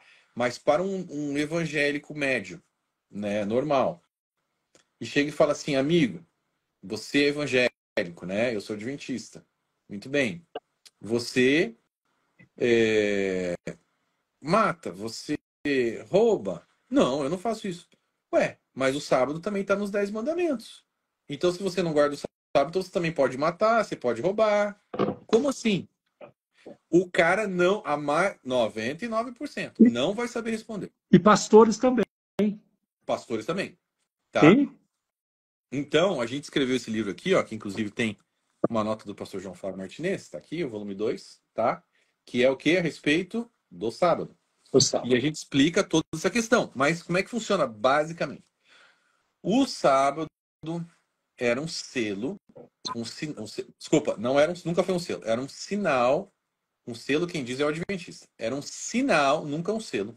Era um sinal entre o povo de Israel e Deus. Deus e o povo de Israel somente. Ele era uma lei ritualística elencada entre os 10 mandamentos. Nunca foi uma lei moral. Nunca foi uma lei moral, tá? Então a gente precisa entender, e a gente entra profundamente a respeito disso, né, no volume 2, mas basicamente a gente divide, né, quais eram as leis, os sinais e as partes envolvidas na antiga aliança e na nova aliança, né? Quais eram as partes envolvidas na antiga aliança, gente, tá? Que foi celebrada ali, culminou, né, no Sinai com os 10 mandamentos. As partes envolvidas. Quais eram as partes? Os sujeitos. O povo de Israel e Deus somente. Sim. Somente. Tá? Acabei de citar agora há pouco o Salmo 147. Deu mandamentos a Jacó, não fez isso a nenhuma outra nação. Pronto. Né? E o melhor momento também de você pegar na Bíblia é Atos 15. Sim. Ali era o momento de colocar o sábado. Perfeito, perfeito. Então, quem eram as partes ali? Eram os moabitas? Não. Eram os caldeus? Não. Eram os filisteus? Não. Eram os gentios? Não. Quem que eram? Os israelitas. Era o povo de Israel e Deus. Tá? Somente. Ok, Gleice, já entendi. E agora? Bom, agora a gente vai falar sobre as leis. Quais eram as leis da antiga aliança? Que foi feita entre Deus e o povo de Israel? Eram os 10 mandamentos? Não. Eram as 613 leis da Torá. Não eram só os 10 mandamentos. Os 10 mandamentos são um resumo das 613 leis. Ok? Se você somar, inclusive se você estudar, né, a Torá com o Rabino, ele vai te ensinar. 6 mais 1 mais 3 igual a 10. Até esse simbolismo numerológico, né, ele equivale ali ao resumo da Torá, são os 10 mandamentos. É um resumão ali. Tá? E o sábado, muito bem, então você vê ali, não era os 10, não, era 600. Então, se você quiser guardar o sábado, você tem que guardar 613 leis. Você não pode guardar só o sábado e achar que está tudo ok. Não, você tem que entrar. Aliás, o gentio nem podia guardar o sábado. O gentio, isso está no Talmud. Se o gentio guardasse o sábado, ele era apedrejado. Não podia, era proibido, era pena capital. Ele teria que se converter ao judaísmo, passar pelo Brit Milá, que é a circuncisão, que é o rito iniciático para você entrar no judaísmo, você tem que ser circuncidado primeiro. Sim, com certeza. E depois você tem, esse é o sinal iniciático. Depois você tem o sinal contínuo, que é a guarda do sábado. Primeiro o sinal iniciático, circuncisão. Depois vai para o sinal contínuo, que é o sábado. Aí você está dentro do judaísmo, tá? Então, quais eram as leis? 613 leis da Torá. E, finalmente, a gente vai para os sinais da antiga aliança. Quais eram os sinais da antiga aliança?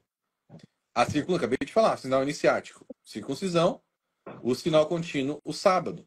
Primeiro, circuncisão, depois o sábado. Muito bem, beleza. Agora vamos para a nova aliança. Aí vocês vão ver a diferença. Quem é que está envolvido na nova aliança? Agora, olha que interessante. Deus Pai e Deus Filho, e Espírito Santo também, mas assim, existe uma aliança entre eles e nós entramos debaixo daquilo que Cristo fez. Agora a aliança entre Pai e Filho, a gente entra debaixo de tudo aquilo que Cristo fez por nós, entramos nessa aliança. Agora já não é mais o povo de Israel somente, agora são todos que aceitam a Cristo. Uhum. Essas são as partes da nova aliança. E os mandamentos da nova aliança não são mais as 613 leis da Torá. Agora são os mandamentos de Cristo. Quais são os mandamentos de Cristo? Amar a Deus sobre todas as coisas e ao próximo como a ti mesmo. Né? E quais são os sinais da nova aliança? O sinal iniciático que era a circuncisão, agora é o batismo. Para você entrar na nova aliança, você precisa ser batizado. Sim. Olha que interessante, você já não é mais circuncidado, agora você é batizado. Batizado. E qual é o sinal contínuo? Já não é mais o sábado, é a Santa Ceia. O que era? Lembra-te do dia do sábado para o santificar. Agora, fazer isso em memória de mim. Tomai a Santa Ceia. Fazer isso em memória de mim. Cristo preenche a sombra, que é o sábado, porque o sábado era um sinal contínuo da antiga aliança, era uma lei ritualística elencada entre os 10 mandamentos, e era uma sombra de Cristo. Cristo preenche a sombra, agora você não precisa mais do sábado, o descanso é nele, né? Agora, em Hebreus 4, fala sobre isso, né? Há ainda um descanso para o povo de Deus, no Sim. dia que se chama hoje. E esse dia que se chama hoje, ele está até em letra maiúscula ali, que é o quê? Cristo. Cristo é esse descanso. Você entra nesse descanso nele, todos os dias. Todos É isso mesmo. os dias, né? Agora, eu acho que é uma tarefa muito inglória. É uma tarefa muito triste. Você ter que passar a vida toda defendendo uma falsa profetisa e defendendo falsas profecias. Perfeito. Rapaz, eu nunca faria isso. Aliás, eu nunca fiz.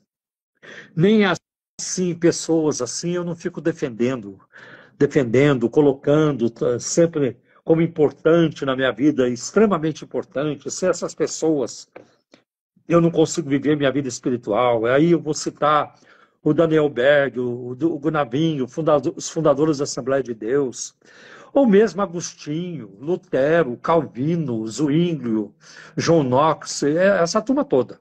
Sim. Spurgeon. Gente, eu não dependo dessa gente. Né? Eu não dependo dessa gente. Por exemplo, quando eu me converti na Assembleia de Deus, eu não conhecia a maioria deles, não sabia nada deles. Eu era feliz com uma vida frutífera. Então a gente não precisa de um referencial humano para preencher a nossa vida, é a palavra. Perfeito. Nenhum pai da igreja, nenhum deles. Né? E outra coisa, eu acho que os credos da igreja são importantes, mas eles não têm a mesma autoridade que a Bíblia. A Bíblia é incomparável. Né? A Bíblia é única. Né? Então eu caminho por aí. Agora, é lamentável, como você já mencionou aí, que muitos evangélicos estão muito rasos no conhecimento da palavra. Verdade. E são presas fáceis demais para serem enganados pelas seitas, né? É muito fácil. Por exemplo, vou te dar um exemplo. O João Flávio Martinez, acho que ele gravou um vídeo refutando o Rodrigo Silva e alertando as igrejas para que não convidasse o Rodrigo Silva para ministrar nelas, né? Olha, o tanto de crente que se levantou contra ele e defendendo o Rodrigo Silva é desanimador, entendeu? É a mesma coisa você olhar para a sociedade, hoje no Brasil está muito comum isso, você olhar para um candidato a um cargo público e todo mundo sabe que ele é corrupto, ladrão, mentiroso, não vale nada. Que ele vai chegar lá para continuar roubando, roubar mais ainda. E ainda tem uma turma que vota nele. Acabou. Não tem mais nada que fazer. Sabe? É a mesma coisa se você encontrar um ladrão na rua. Ah, você é ladrão? Olha, tem umas coisas boas lá na minha casa. Você não quer ir lá? Exato. Você não quer ir lá? Então, é lamentável, né? Os crentes que não têm discernimento. Aliás, eles tratam a palavra de Deus até com indiferença. Que Bíblia? Negócio é amor, negócio é amar, negócio é fazer o bem, é aquilo que eu sinto, é aquilo que me dá prazer em fazer.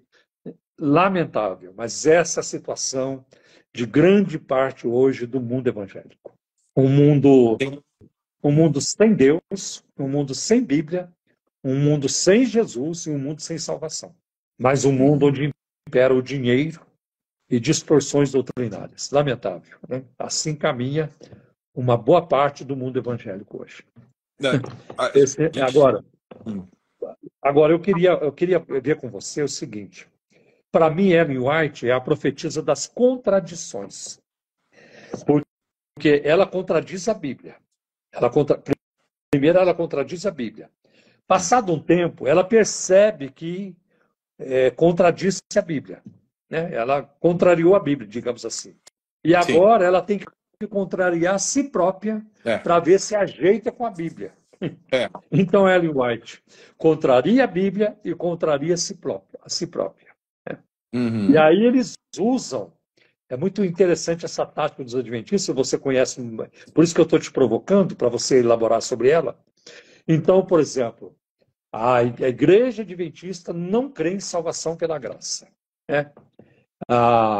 Aí eles vinham, não, mas a Ellen White falou isso sobre a graça. Né? Essa é uma técnica muito usada por ele. Olha o que a Ellen White falou sobre a graça. Sim, ela deu lá uma pitada sobre a graça. Mas depois tem os outros textos que detonam com a graça. Quer dizer, a doutrina da graça é totalmente destruída. Uhum. Então, eles têm esse jogo, né?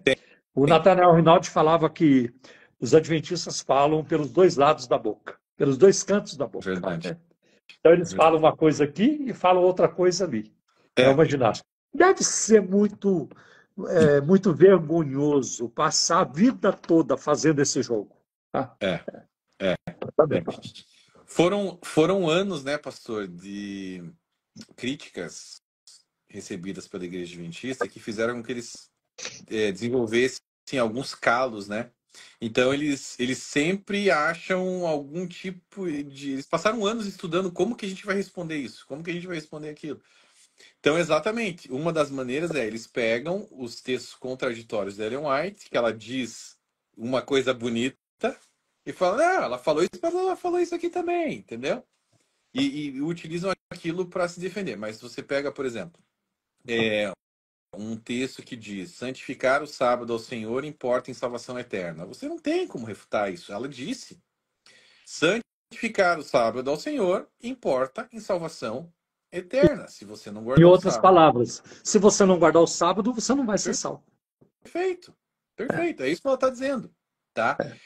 Aí eles entram, tá, não, mas aqui ela disse, mas isso aqui é para quem já conhece o sábado. Quem não conhece a respeito do sábado é o tempo da ignorância. Mas se você agora, olha como é que eles pegam. Agora que eu já preguei para você a respeito do sábado, agora você já sabe. Agora, se você não vier para a igreja adventista, você vai se perder, entendeu? Então, assim, é um problema. São ginásticas bíblicas. Sim, são ginásticas bíblicas, ginásticas doutrinárias, né? Que eles utilizam ali para se defender. Agora que você falou muito verdade. Eu diria até marabalismos bíblicos. Malabarismos. O que você falou ali é muito verdade. É interessante que um cara que é batista, assembleano, etc., foi o que você falou. Ele não fica defendendo o Daniel Berg, ele não fica defendendo... O cara não fica defendendo o John Wesley, o cara não fica lá defendendo Calvino como um santo, ou até o católico lá, sei lá, o Santo Agostinho, não sei. Eles não ficam, mas o católico também é um problema, que é uma seita também, a maior seita, né? Mas eu tô dizendo assim, esses outros evangélicos, eles não ficam se apegando ali a uma figura humana como o Adventismo faz Não. Ellen White. Não. Né? E a gente vê, pastor, agora um problema ainda mais sério, tá? Que eu gostaria de abordar se a gente tiver um pouquinho mais de tempo, que eu creio que é o capítulo mais bombástico do livro, que é o capítulo 10, que fala sobre a ligação do Adventismo com o ocultismo, tá? Sim, da Ellen White. E ela tinha, antes de você falar do ocultismo, dá só uma pincelada sobre esse anjo assistente que ela tinha. Ela tinha um anjo assistente. Rapaz, Isaías não tinha, Jeremias não tinha. Né? Ninguém tinha na Bíblia. O que acontece? Voltando ali o versículo de Gálatas 1:8, né? Mesmo que um anjo venha do céu e te traga um outro evangelho que seja anátema. Olha que interessante, né? Grandes seitas, se não quase todas elas, tinham um anjinho ali, né? Que tava... Olha lá o Joseph Smith com o anjo Moroni. Né? Vejamos ali o nosso amigo Maomé, que dizia que falou com Gabriel. Né? E trouxe uma das religiões mais problemáticas hoje em dia, né, destruidoras. E nós temos Ellen White, que teve um anjinho relator dela, Que olha que interessante, se você for analisar a primeira visão dela, que ela teve, que foi o sonho do cordão verde, o pastor tá com sono, a gente já vai terminar. O sonho, o sonho do cordão É que nós verde, estamos 2 horas aqui na frente. é verdade. Esse sonho, meu irmão, é um prato cheio para quem quiser estudar a respeito de nova era e ocultismo. Ali ele já começa com um problema seríssimo, tá? O que aconteceu? Quando eu fui escrever o volume 3, eu vou contar rapidamente isso, eu comecei a escrever ele no final de 2000 e... Eu escrevi o volume 1 em 2020, lancei o volume 1 em 2020, escrevi o volume 2 em 2021, lancei o volume 2 em 2021. 2022 não escrevi nada. No início de no final de 2022 eu comecei a escrever o volume... Comecei a 3. fazer minha pesquisa para o volume 3. Só que quando eu estava fazendo minha pesquisa para o volume 3, eu senti... Engraçado, eu senti um... Deus me guiando, até foi num jejum, tá? Tava fazendo um jejum assim, e eu senti Deus me guiando para estudar o ocultismo. Eu falei, que coisa estranha. E eu comecei isso, eu não sabia por quê, assim, até com uma licença teológica, né, para poder entender um pouco mais a respeito da nova era e essas questões ocultistas. Eu comecei a estudar, eu comprei, eu li 60 livros ocultistas, tá? Olha que interessante. Eu entrei na Cabala, eu li o Zohar, eu li o Bahir, eu li o Sefer Yetzirah, eu li o livro do Hermes Trismegistus lá, o Caibalion, as doutrinas, as leis herméticas de Hermes Trismegistus. Eu li um monte de loucura, eu li o livro de Urântia, eu li as tábuas de Esmeralda de Tote, eu fui lá para o Antigo Egito, tá? Estudei um monte de coisa do Antigo Egito. Eu comecei a ler algumas coisas de Aleister Crowley, Manly P. Hall, Albert Pike, entrei na maçonaria, tá? Eu li um monte de coisa do ocultismo, mas assim, muita coisa, espírita, de Wicca. Eu li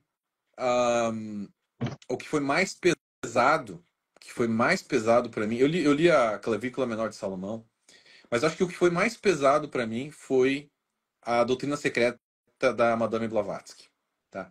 Helena Blavatsky. Helena Petrovich Helena Blavatsky, Petrovna Blavatsky.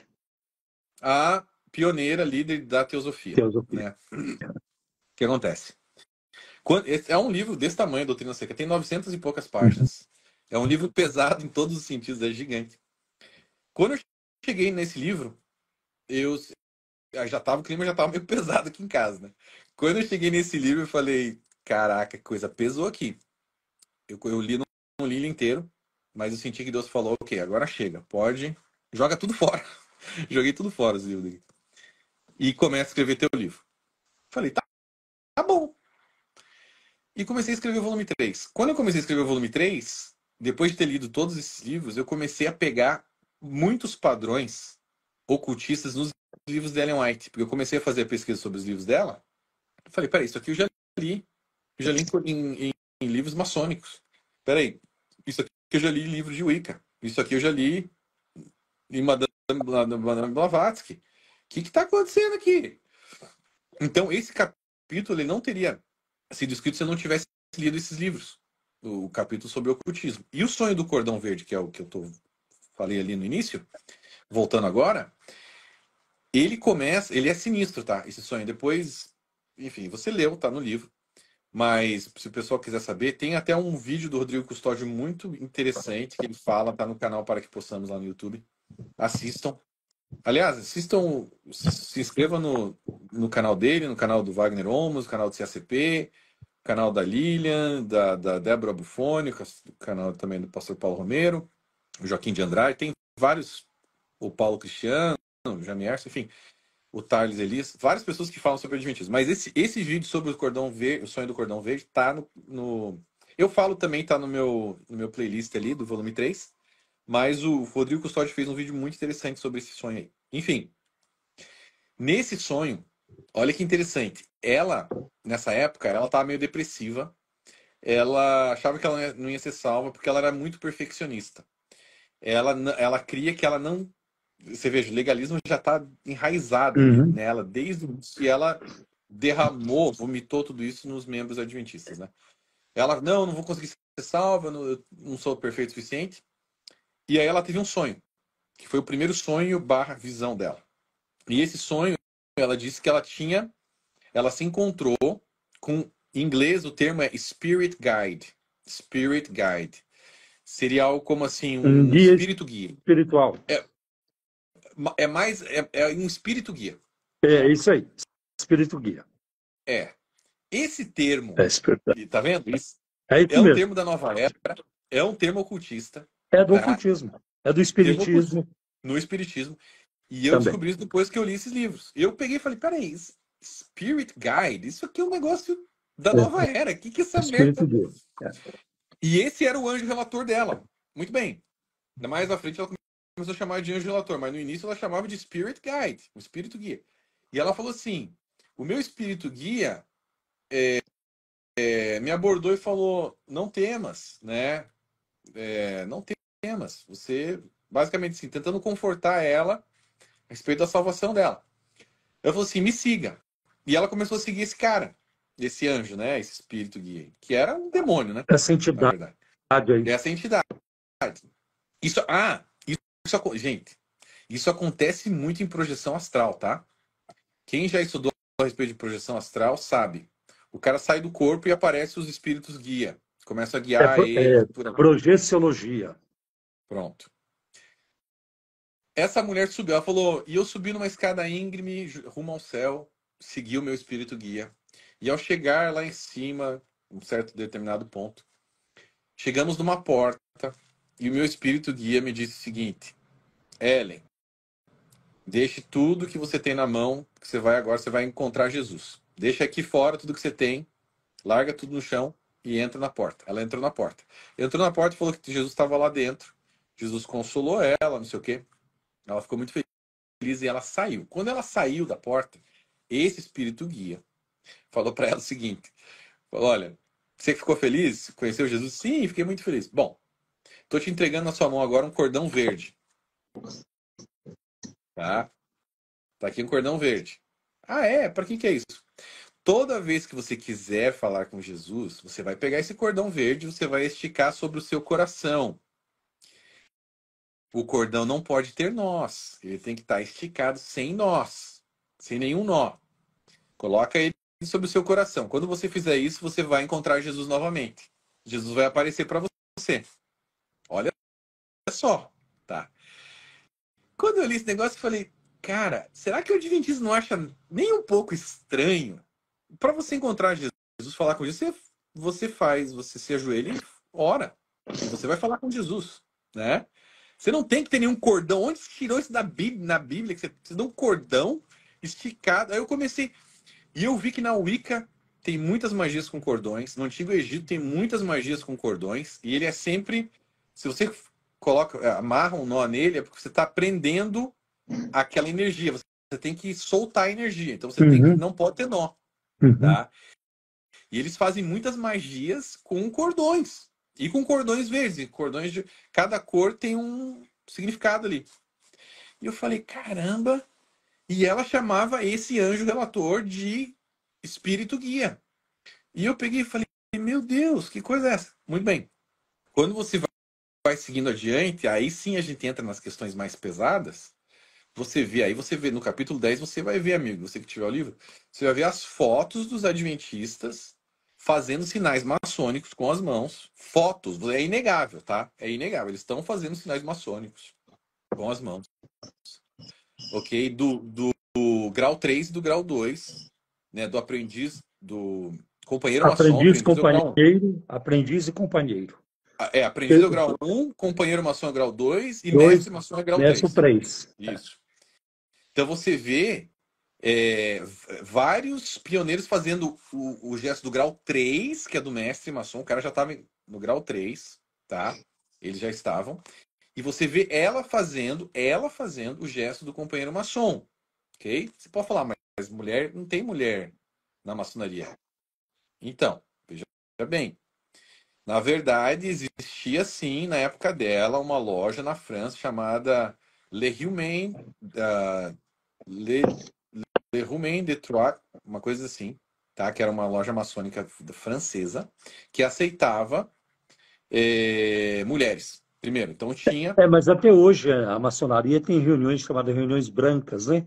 Que elas podem participar, chás, uma coisa assim. Elas acabam aprendendo. Le Droit Humain. É isso que é o nome da loja francesa. Muito bem. Mas eu falei com vários ex-maçons que se converteram. Inclusive o Vanderlei Bibar, que é o pastor Vanderlei, que fez uma nota no volume 1. Ele tem um ministério que é expondo a maçonaria, é corajoso. Ele foi maçom. E eu falei com ele, falei com vários outros ex-maçons, e eles me falaram, Gleison, a Ellen White era uma paramaçônica. O que é uma paramaçônica?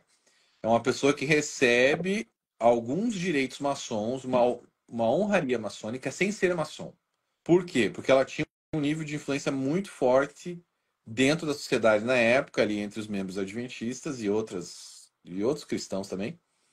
E o marido dela e o filho dela eram maçons, e os pioneiros adventistas, vários deles eram maçons. Então, eles já tinham uma base maçônica.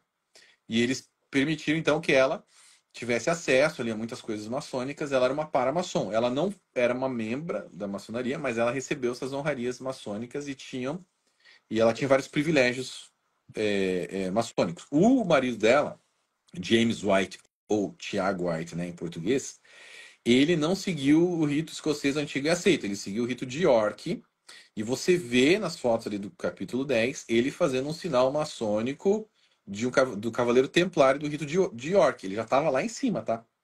James White já estava lá em cima. Então, assim, aí você começa a pegar, não, mas isso aí, Gleice, isso aí é uma coincidência? Não é uma coincidência, sabe por quê? Primeiro porque já é comprovado que os pioneiros adventistas eram maçônicos através de outras questões como lápides, né? Você vê ali símbolos maçônicos nas lápides Nos túmulos, né? Nos túmulos. Ela tem um obelisco maçom no túmulo dela, meu amigo. O que é um obelisco maçom? Um obelisco maçom é um antigo poste erguido a Baal. Os postes erguidos a Baal são os obeliscos maçônicos de hoje em dia. Ah, mas colocaram depois que ela morreu? Negativo. Ela autorizou antes de morrer que colocasse isso depois que ela morresse. Ela autorizou por escrito. Tem uma carta dela. Eu registro isso no livro. Uma carta dela autorizando colocar um obelisco no túmulo dela. Por que não colocou uma cruz? Por que não colocou algo que reverenciasse a Cristo ou a Deus? Por que foi colocar exatamente... Os mormons também são assim, viu, Gleison? Eles não gostam muito da cruz, não. Eles gostam do anjo Moroni e aquele obelisco também. Os mormons também têm isso. Mas aí, exatamente, mas é nesse ponto que eu quero chegar. Você vê, por exemplo, os termos que ela usava. O grande arquiteto do universo. Ela usava esses termos. É o Gadu. O Gadu. O olho que tudo vê. Procura grande arquiteto do universo e o olho que tudo vê na Bíblia. Você não vai achar, são termos maçons. Você entende? O corpo místico de Cristo. Umas coisas estranhas. Por que ela escrevia com essas expressões? E não é em vários livros dela, ela escrevia sobre isso, né? Então você tem os gestos, você tem o obelisco, você tem as expressões maçônicas, né? Você tem a litografia, que foi um desenho que ela deixou, ela e o James White realizaram esse desenho, representando a Igreja Adventista, representando a instituição adventista, com um olho que tudo vê assim, ó, gente. Está no livro, tá? Sim. Ok? Então, aí você começa a pegar e fazer... Pastor, você começa a pegar e fazer os paralelos entre ela e Jezabel. Jezabel, mulher de Acabe, que erguia o quê? Postes a Baal. Corrompeu o povo de Israel a adorar Baal. Perseguia os profetas e os mestres verdadeiros da época dela, Elias, etc. Né? E alimentava quem? Os falsos profetas. Então, rapidamente eu gostaria, se o senhor me permitir, de fazer um paralelo entre Ellen White e Jezabel.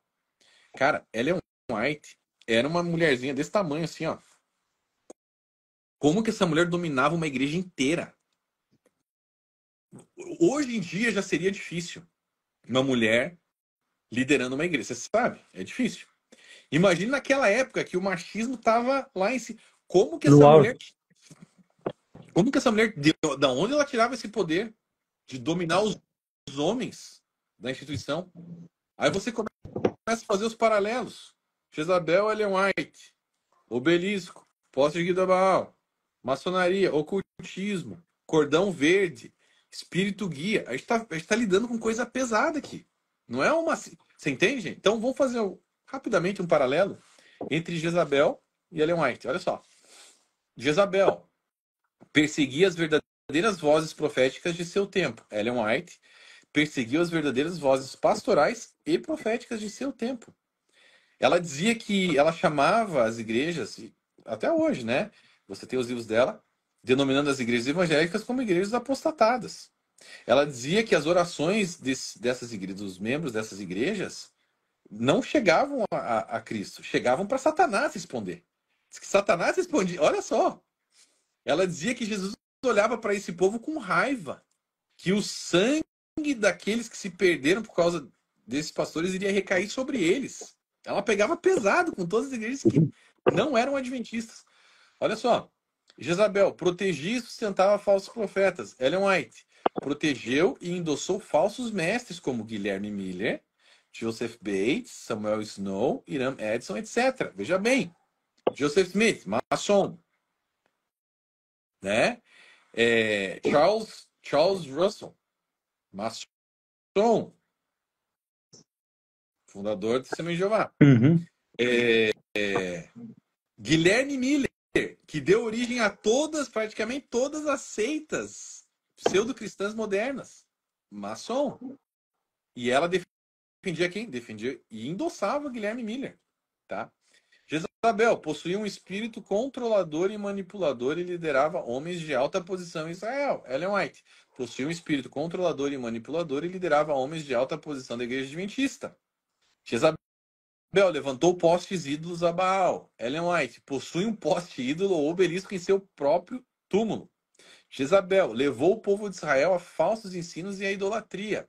Ellen White levou e ainda leva o povo cristão a falsos ensinos e a idolatria dela mesma, as pessoas idolatram ela, tá? A idolatria de anjos, o arcanjo Miguel como sendo o próprio Jesus, etc. Jezabel levantou falso testemunho sobre Nabote, olha que interessante isso, levando-o à morte para ardilosamente tomar a sua vinha. Ellen White levantou falso testemunho sobre denominações genuinamente cristãs para ardilosamente tomar os seus membros para si e para a instituição adventista, proselitismo. Jezabel deturpou a religião judaica, levando muitos à falência espiritual. Ellen White deturpou a religião cristã e o verdadeiro evangelho, levando muitos à falência espiritual. Jezabel afugentou e amedrontou um dos maiores profetas bíblicos de todos os tempos, o profeta Elias. Ellen White afugentou e amedrontou grandes homens de Deus de seu tempo, e ainda nos dias de hoje, por serem politicamente corretos e terem medo de expô-la por quem ela de fato é, uma falsa profetisa, líder de uma falsa religião. Jezabel teve como seu algoz o nobre e corajoso guerreiro Jeú, que finalmente a exterminou e extirpou seu espírito idólatra e manipulador do reino de Israel. Ellen White terá como seu algoz nobres e corajosos guerreiros cristãos que finalmente não mais tolerarão o seu ignóbil espírito controlando e manipulando os filhos de Deus. Será você um desses guerreiros? Se você sabe a respeito disso, você tem que erguer sua voz, amigo. Você tem um amigo adventista? Fale para esse amigo o que está acontecendo. Dê um livro meu. Não quer falar? Mande um vídeo meu. Mande um vídeo meu. Joga para cima de mim a conta. Entendeu? Mas alerta. Irmãozinho, podemos ir caminhando para o fim? Sim, com certeza. E eu gostaria que você dissesse aqui, no nosso encontro, aqui no nosso podcast, como é que as pessoas podem adquirir os seus livros. Então, a Amazon está disponível lá. No site descortinadoadventismo.com também. Tem até uma promoção ali com combo, né? Com os 3 volumes. Se você quiser os 3, tem uma promoção bacana. E é isso. Na Amazon tem também a opção do Kindle, né? Que é a versão e-book eletrônica ali dos livros. Uhum. E você tem um canal no YouTube? Tenho. Gleison Pércio, Guerreiros de Yeshua, tá lá. Tá. A gente fez a compilação dos livros, né? Resumiu eles em versão de vídeo. Para quem não gosta de ler, tá lá a versão em vídeo. A gente resumiu os capítulos ali. Bem explicadinho, bem bonitinho. Tá bom. Olha, foi muito bom ter estado aqui com você.